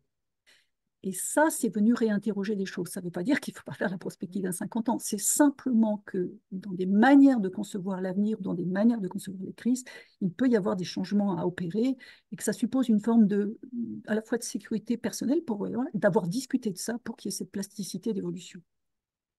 Enfin, troisième élément qui me semble devoir être travaillé, c'est la question de la population. On a aujourd'hui, comment dirais-je, une population qui est a priori destinataire de toute série d'éléments, à savoir les documents écrits de gestion de crise, mais on ne va relativement pas au-delà, avec des populations qui sont donc qui sont informées de manière très différenciée. Grosso modo, les personnes qui ont un gros capital culturel et économique vont être informées et auront les capacités à faire face, et puis des personnes en fragilité pour qui ce sera beaucoup compliqué. Alors que nous citons dans un contexte qui malheureusement va nous confronter des crises plus importantes, donc plus impactantes, et qui sont anxiogènes. Donc la question de la vision partagée avec la population, qui soit à la fois compréhensible, mais contextualisée et circonscrite pour contenir l'anxiété, est importante. Et là, il nous reste beaucoup de travail. Par ailleurs, le fait que les éléments de préparation et de gestion soient discutés avec eux me semblerait de nature à modifier un certain nombre de rapports, et notamment que ce soit générateur de plus de confiance et d'équité. Nous avons un sujet de la confiance dans la gestion de crise et de la préparation de crise, et pour améliorer la résilience avec les populations. Donc on a autour de ça quelque chose qui me semble-t-il, doit encore être travaillé. Deuxième élément, c'est plutôt la question de l'association opérationnelle des habitants. Donc aujourd'hui, nous savons par exemple que en matière de gestion de crise, la question des solidarités de proximité est fondamentale. C'est d'ailleurs une ressource globalement extrêmement précieuse à stimuler. Les statistiques dont je dispose, c'est que plus de 50% des interventions des pompiers ne devraient pas être s'il y avait des solidarités de proximité très fonctionnelles. Donc, il y a autour de ça quelques éléments importants. Bien évidemment, en matière de prévention, la question des comportements est fondamentale. Et puis, le cas échéant, dans la gestion de crise, la question des collaborations occasionnelles, que ce soit sous telle ou telle forme, parce qu'il y en a plus, mériterait d'être stimulée. Donc voilà quelques éléments, peut-être pour finir un petit focus, parce qu'on m'avait demandé de le faire, sur la question des plans communaux et intercommunaux. Qu'en est-il? Est-ce que l'un est meilleur que l'autre? Alors, côté brestois, la tradition, c'est qu'ici, il y avait un plan pluricommunal, ce qui était fort utile lors de la crise pandémique. Pourquoi? parce que, il y avait à la fois la prise en compte d'une capacité d'action, d'un savoir-faire du côté de la métropole et en même temps une association fine des communes. Aujourd'hui, effectivement, le cadre réglementaire différencie les deux, mais l'opérationnalisation sera toujours partenariale. Donc, d'autre part, la question est peut-être moins de qui fait quoi que la qualité du contenu. Enfin, de toute façon, l'efficience d'un plan de sauvegarde est conditionnée à toute une série de documents opérationnels. Pour autant, moi, ce que j'observe, deux, trois éléments par rapport à ça. D'une part, il est important que l'intercommunalité stimule, organise, fasse vivre une veille réglementaire, scientifique, technique au profit des communes. Tout simplement parce que ça mutualise le savoir, ça donne une expertise que chaque commune, en tous les cas sur Brest c'est évident, ne peut pas entretenir. Ici, quand on a une gestion de crise qui est une gestion de crise majeure, on a par exemple une fonction documentaire qui est immédiatement actualisée. C'est-à-dire qu'on a quelqu'un qui constamment va étudier le droit afférent à la gestion de crise, la question du savoir scientifique et des éléments techniques. Ça vient alimenter tout le monde et bien évidemment, on gagne en pertinence parce qu'on a plus de connaissances pour la gestion de crise. Deuxième élément, la question du portage ou un minimum de coordination intercommunale est indispensable pour la population parce que ça rend ce qui se passe plus lisible. La population, elle circule, elle a besoin d'avoir un seul discours sur la compréhension de ce qui se passe et il est important d'avoir une coordination. Troisième élément, en gestion de crise et en préparation, l'intercommunalité a l'essentiel des moyens techniques. Aujourd'hui, les compétences voirie, eau, etc., sont bien des compétences qui sont des compétences intercommunales. Donc, à tout le moins, il faut une articulation qui soit forte et un certain niveau de pilotage de l'intercommunalité est nécessaire. Pour autant, et on a pu le vérifier à l'occasion de Siran à nouveau, les communes ont la compétence sociale et une connaissance extrêmement fine de leur territoire. Ce qui nous a permis de gagner du temps lors de la tempête Siran, c'était la connaissance des communes vis-à-vis de leurs habitants. Quand nous avions des gens qui étaient depuis plusieurs jours, parfois jusqu'à 15 jours sans électricité, parfois malades et âgés, c'est bien la capacité des communes à dire bah, allez plutôt là, il y a telle personne, etc., etc. Ils ont cette connaissance qui est irremplaçable et qui doit absolument être intégrée. Ce qui fait que quand on a une structure ici de pilotage de crise intercommunale, on a systématiquement, de toute façon, dans toutes les instances, un référent des communes systématiquement qui fait donc ça va très vite. Et puis enfin, de toute façon, au final, il y a aussi la nécessité de penser en amont, ce qui lancera de la coordination avec l'État. Un des éléments du rétexte de Lubrizol, ça a été la difficulté de cette coordination. Alors, je ne sais pas si les personnes qui sont là devant notamment. Donc la question de la coordination avec l'État se pose. Et s'il y a multiplicité d'acteurs, bien évidemment, pour l'État, c'est très très compliqué. Voilà quelques éléments. Je suis à votre écoute. Merci beaucoup, Valérie David. Vos propos étaient puissants et riches et votre expérience très, très illustrante, y compris de la dimension intime presque de la coopération nécessaire entre le niveau intercommunal et le niveau communal, sans oublier le représentant de l'État. Alors, je me tourne vers Julien Medgood maintenant pour la dernière intervention. Vous êtes, vous occupez à l'Agence nationale de cohésion des territoires les fonctions de conseiller auprès du directeur général délégué territoire et ruralité, qui est le coordinateur national des nouveaux contrats de réussite de la transition écologique, les nouveaux CRTE, donc qui ont changé de nom, vous nous en direz peut-être un mot. Auparavant, après des études consacrées aux politiques publiques locales, au droit public et aux sciences politiques, vous avez exercé une douzaine d'années en région Île-de-France sur les questions stratégiques d'aménagement du territoire. Et vous avez rejoint les services de l'État pour travailler sur les contrats de plan État-région au sein du commissariat général à l'égalité des territoires, qui a ensuite fusionné au sein de l'ANCT. Donc les outils de contractualisation n'ont pas de secret pour vous et vous allez pouvoir nous parler de ces leviers. Peut-être nous dire quelles sont les différentes formes d'engagement de l'État et vis-à-vis de la question de la résilience, en complément de ce qui a été dit tout à l'heure par Jean-Christophe Hérard. Et puis, comment l'articulation entre la planification nationale écologique et la résilience des territoires peut s'effectuer. Quoi de neuf, finalement, par rapport à ces dernières années? Et qu'est-ce qu'on peut attendre de ces différents dispositifs? Alors, quels sont les points clés, les acteurs clés de ces changements attendus en faveur de la résilience? C'est à vous. Bon, déjà, un grand merci pour l'invitation. Les échanges précédents ont été extrêmement riches et il y a énormément de concepts ou de notions qui ont été abordés, que je retrouve, en tout cas dans la démarche que j'anime aujourd'hui. Alors, pour vous faire un rapide, un peu récapitulatif sur ces fameux contrats, alors justement, déjà, il s'appelait précédemment contrat de relance et de transition écologique. Et le terme de relance n'est pas neutre parce que c'est à l'issue d'une crise, donc à la crise Covid, où justement le grand plan de relance est voté et il y avait le souhait du Premier ministre de l'époque, justement, d'associer le plus possible les collectivités à la mise en œuvre au plus près du territoire, donc du plan de relance, et tout en ayant cet aspect transversal de la transition écologique vraiment au cœur de l'action. Donc, il y avait cette volonté. Donc, voilà, on voit bien un peu l'innovation qui sort de la crise.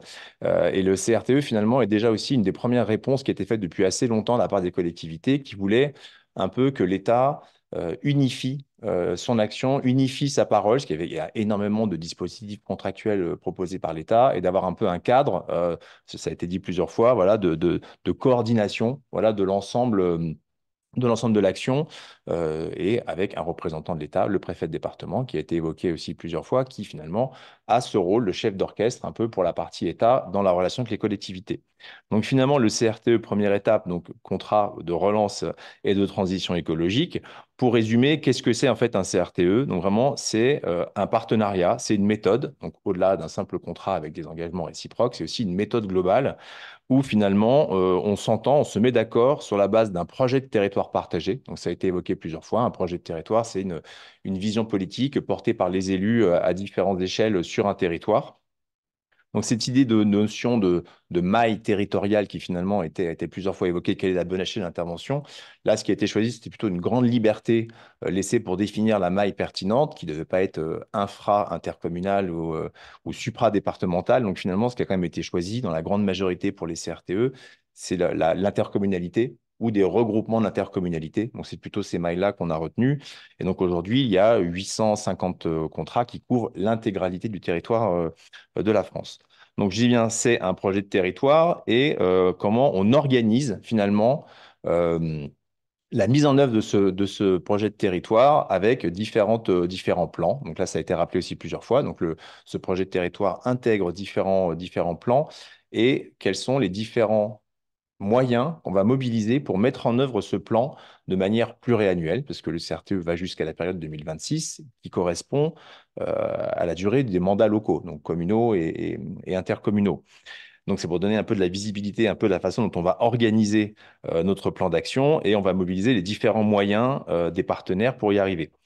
Donc je reprends aussi plusieurs choses qui ont été évoquées. C'était aussi l'idée d'avoir une action transversale. C'est-à-dire qu'on essaie de casser cette logique silo qui a été dit plusieurs fois, parce que vraiment, pour réussir la transition écologique, notamment demain, on va avoir besoin de travailler de manière beaucoup plus solidaire, en comprenant vraiment ce que font les uns et les autres, et un peu de sortir donc de cette logique de silo et d'avoir une approche aussi qui est différenciée, donc c'est-à-dire d'un territoire à l'autre. Évidemment, les CRTE sont différents en fonction du projet qui est porté, parce que les territoires sont différents, ont des problématiques différentes, ont des capacités différentes. Et donc finalement, c'était comment on se met d'accord sur les objectifs qu'on porte en cohérence localement. Donc voilà, un peu ce qu'est dans les grandes lignes le CRTE. Donc, il se voulait être une démarche qui était extrêmement souple et également évolutive. Donc, c'est chaque année, en fonction du territoire, s'il y avait également s'il y avait eu des opportunités ou au contraire des contraintes potentiellement liées à des crises, comment on adaptait aussi le contrat pour pouvoir permettre un peu au territoire voilà, de surmonter ces crises.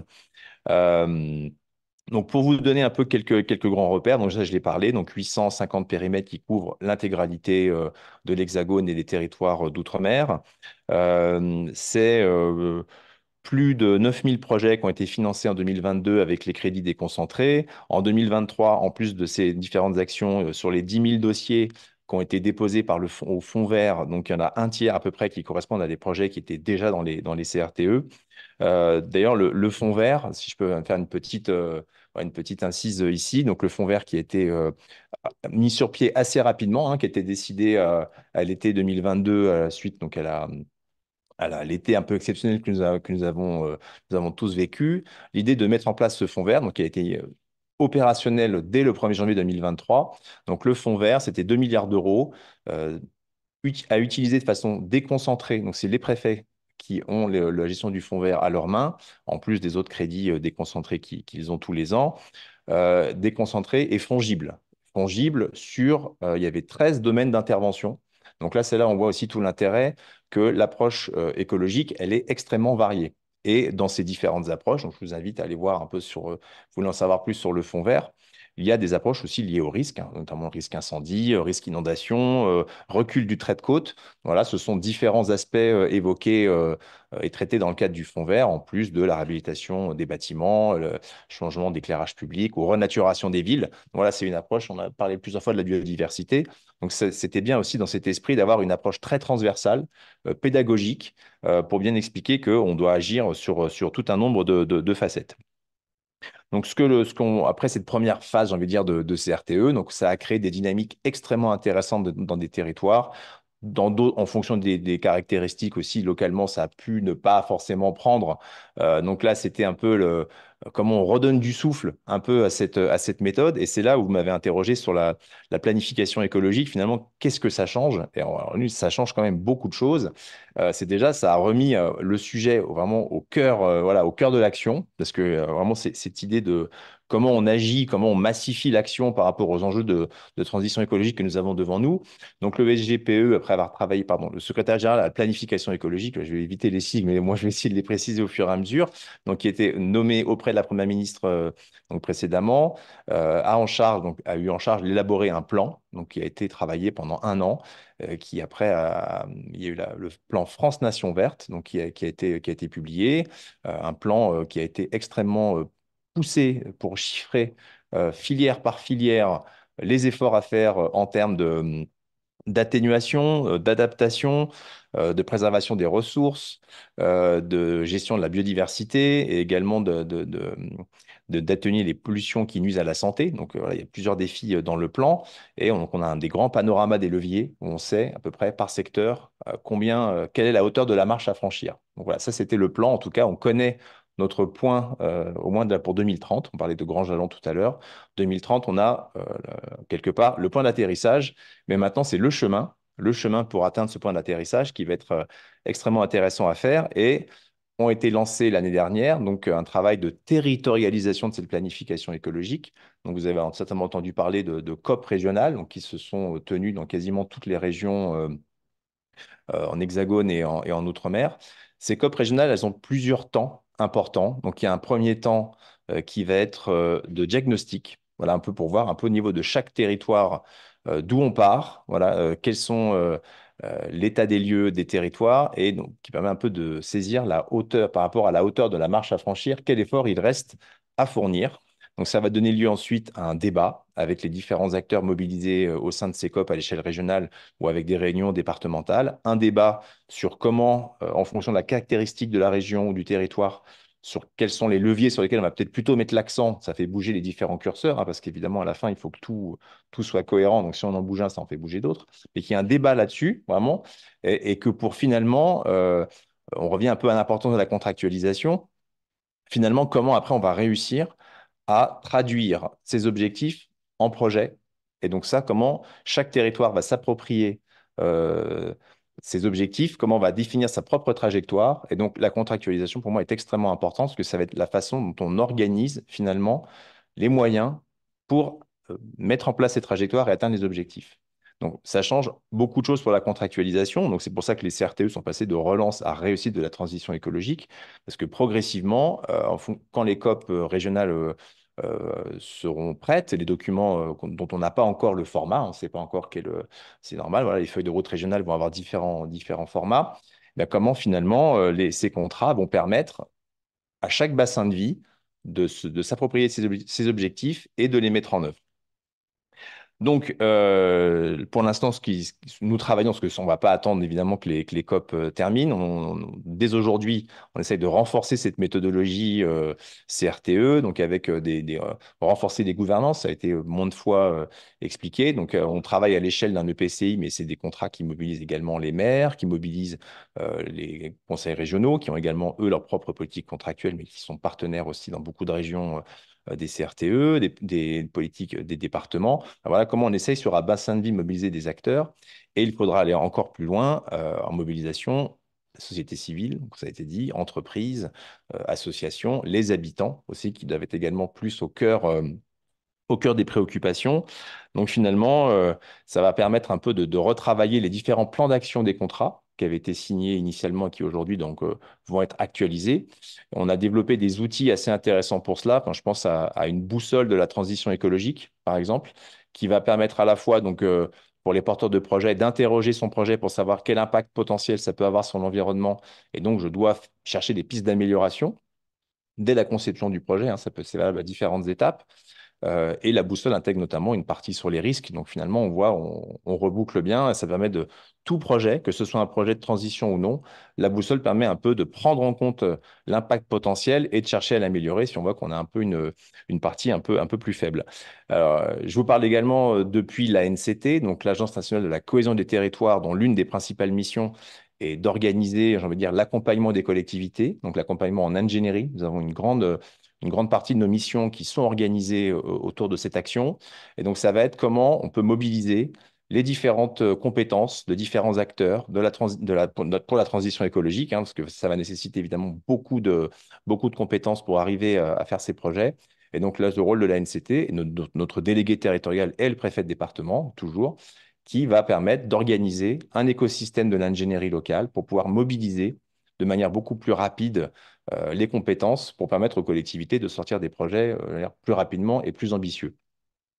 Donc finalement, si je récapitule un peu sur les différents acteurs qui sont impliqués, donc on en a déjà vu beaucoup. Donc évidemment, l'État et notamment donc les préfets, mais également toutes leurs équipes. Hein, je pense donc il y a les préfets, mais également les sous-préfets sous-préfêtes qui sont en direct des élus, les directions départementales des territoires, les DREAL. Comment on crée vraiment tout un écosystème des services de l'État qui se mettent un peu en mode projet pour accompagner les collectivités de manière transversale.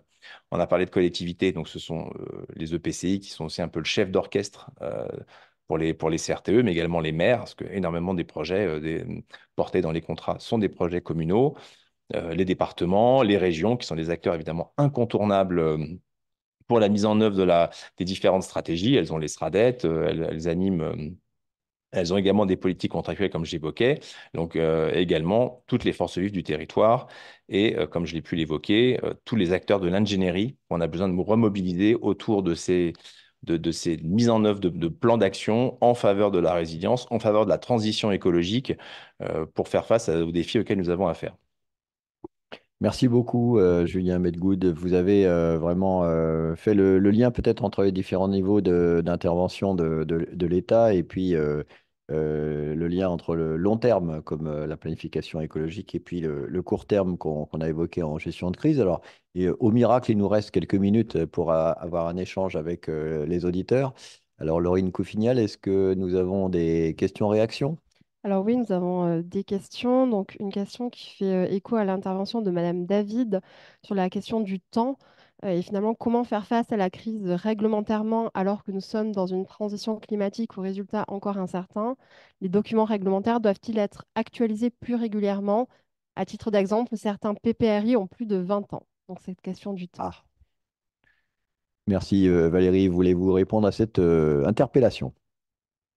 Euh, D'abord, un préalable, je crois qu'il ne faut pas augmenter le nombre de documents. Il faut autant que faire se peut partir des documents dont on a l'habitude, qui font référence et pas en créer une foultitude. Deuxièmement, il faut veiller à leur cohérence. S'agissant de leur actualisation, effectivement, un certain nombre d'entre eux doivent être actualisés là, maintenant, puisque la connaissance scientifique nous dit que ce qui avait été servi comme référence ne sert plus. En tous les cas, est insuffisant. Si je prends la question de la montée de l'eau, si on suit ce que disent les scientifiques, enfin, je dis les, j'homogénise, hein, et puis il y a des éléments, mais on voit bien qu'il y a un sujet là d'aggravation et d'accélération. Donc, sur cet élément-là, il est clair qu'il faut, voilà. Donc, est-ce que ça veut dire qu'il faut les revoir très régulièrement? Je ne sais pas, mais ce qui est sûr, c'est que le savoir de référence qui doit nous guider aujourd'hui pour des projets à 50 ans ou à 30 ans doit être revu à l'aune de cette actualisation. Et quand je disais tout à l'heure le savoir de référence et un savoir qui fasse référence commune, c'est de ça dont je veux parler. C'est-à-dire qu'il nous faut trouver les moyens sur les choses essentielles. Il ne s'agit pas d'être dans la bricole. Il y a bien des choses sur lesquelles il faut renoncer. Mais sur les choses à impact majeur, et je pense que la montée de l'eau en fait sujet, il y a la question du végétal, là, il me semble qu'il y a quelque chose qu'il faut réactualiser, ce qui ne veut pas dire qu'il faut réactualiser tous les matins. Sinon, on va être dans l'usure dont parlait tout à l'heure Magali. Il faut que les gens aussi puissent avoir des cycles de travail qui soient cohérents. Si tous les matins on change les boutons, on va épuiser tout le monde et on n'y arrivera pas. Donc c'est en cela aussi qu'on doit faire des sélections. Je ne sais pas si je réponds à la question, mais il y a quelque chose autour de ça qui me semble devoir nous guider. Merci beaucoup. Magali Reguezazit, vous voulez ajouter quelque chose? Non, je suis tout à fait d'accord. Effectivement, du côté du Haut Conseil pour le climat, on avait bien indiqué qu'un certain nombre de documents allaient être obsolètes. Mais ces documents, il faut bien comprendre, par exemple, un PPR, il a deux fonctions. Il a une fonction pour l'avenir, et puis il a une fonction pour l'existant qui est plus compliquée, qui est d'abord une fonction d'information.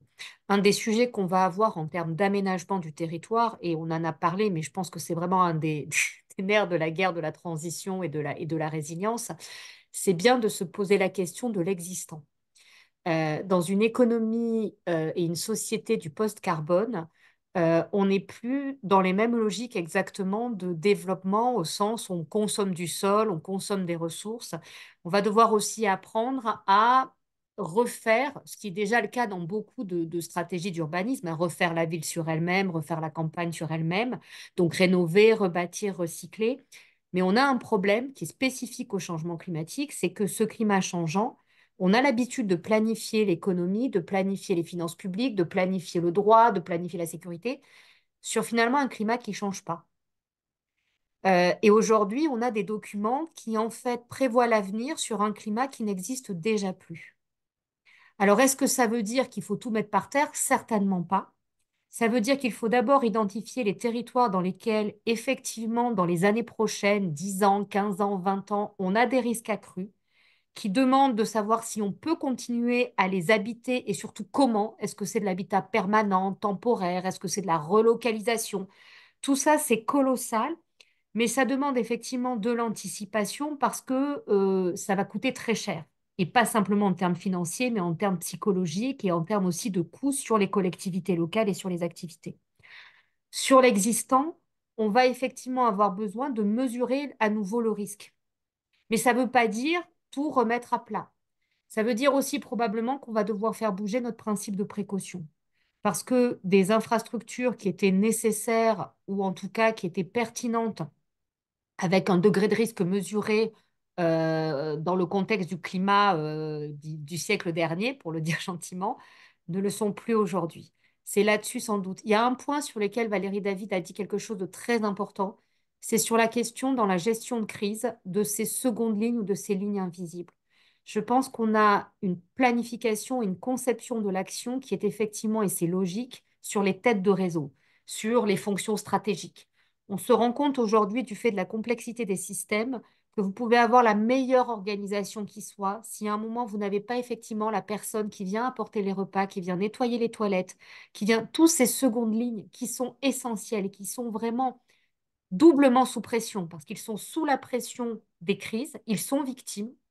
Et quand la crise est terminée, ben, l'après-crise, c'est pas vers eux qu'on se retourne, ni pour le coup psychologique, ni pour l'accompagnement. Nos vulnérabilités invisibles, elles sont aussi là. Et le travail sur la résilience doit nous demander de regarder ces vulnérabilités qu'on ne perçoit pas ou qu'on ne regarde pas. Les familles isolées, les familles monoparentales, les personnes handicapées, un ensemble de couches, de structures d'entreprise, y compris dans nos propres services, qui sont extrêmement vulnérables et qu'on n'a pas identifiés et qui vont être de plus en plus sous pression dans une société qui ne cesse de changer du fait des menaces qu'on a évoquées. Merci beaucoup. La dernière, peut-être, réaction de nos auditeurs. Peut-être effectivement la dernière question, donc là qui fait écho à l'intervention de Monsieur Mekdoud sur la notion de vision partagée, de projet de territoire partagé. Finalement, dans la pratique, comment ces projets sont votés? Est-ce qu'ils sont soumis au vote de la population? Et finalement, comment associer vraiment les personnes les plus en situation de fragilité? Comment associer tous les acteurs? Non, c'est une belle question. Et bon, la temporalité pour la génération actuelle des contrats, c'est qu'ils étaient basés sur le mandat. Donc, en fait, c'était quand même des élus élus récemment avec un projet de mandature donc, qui est mis en commun à une échelle territoriale. Donc, je veux dire, il y avait quelque part une validation démocratique. Mais cette question d'association, donc il y a énormément beaucoup d'instances qui associent largement les citoyens. Mais je pense que là, on doit aller en effet encore plus loin. Et les questions de vulnérabilité qui est posée est vraiment, vraiment au cœur du sujet. Parce que la transition, elle devra se faire de manière juste, de ne laisser personne sur le côté de la route. Donc là, on a vraiment, je pense que je pense déjà au mandat suivant, hein, le prochain mandat de 2026, où il y a l'échéance 2030 sera au cœur de la future période électorale. Donc vraiment, ce sera comment, en effet, ces questions, comment on bâtit les futurs projets et comment au sein de ces projets, finalement, on arrive à faire, enfin, à faire comprendre, à embarquer, si j'ai envie de dire, l'ensemble des citoyens pour justement expliquer quel va être le chemin qu'on va devoir prendre, parce qu'on ne peut plus tenir sur les trajectoires actuelles. Donc, pour la bifurcation, en tout cas, nous, on fonde beaucoup d'espoir pour pas être trop sceptique hein, et trop déçu de la suite. En tout cas, on fonde beaucoup d'espoir sur le prochain mandat qui sera l'année 2030 et sera extrêmement importante. Et donc, justement, il y aura un vrai enjeu de débat démocratique sur justement ce chemin que nous allons collectivement prendre, j'espère le plus rapidement possible, en tout cas de la manière la plus voilà, concertée possible, et notamment avec un grand rendez-vous en 2026. Merci beaucoup. Nous allons essayer de respecter les horaires et donc nous sommes arrivés au terme de cette émission. Merci beaucoup à chacune et à chacun d'entre vous. Je crois que nous avons contribué à éclairer nos auditrices et nos auditeurs sur ces questions. Il n'est évidemment pas possible de faire une synthèse de tout ce qui a été dit, mais j'invitais au début de l'émission à raisonner en termes de conditions de réussite et de points de vigilance. Un grand nombre d'entre eux ont été exprimés aujourd'hui. Euh, Peut-être que effectivement le prochain mandat sera capital, mais celui qui est en cours l'est aussi. Et donc nous sommes à l'œuvre. Nous avons à faire aussi davantage connaître la stratégie nationale de résilience. Nous avons aussi à continuer à amplifier les engagements des collectivités territoriales, faire en sorte que les documents qui sont instruits notamment par les scientifiques et les experts pour la singularité des territoires, ne servent pas à décorer des étagères comme on peut le rencontrer parfois, mais sont bien au service d'une démarche d'amélioration continue que pilotent les élus, que pilote le préfet, que pilote le directeur général ou la directrice générale des services dans les collectivités. Et de toute façon, on aura besoin, avec tous les acteurs de la société, d'une coopération sans doute inédite pour remonter le niveau actuel de réponse aux défis qui nous attendent et susciter la confiance ou retrouver la confiance de nos citoyens, qui est un ingrédient absolument indispensable pour réussir ensemble. Merci beaucoup. Merci à nos auditrices et à nos auditeurs.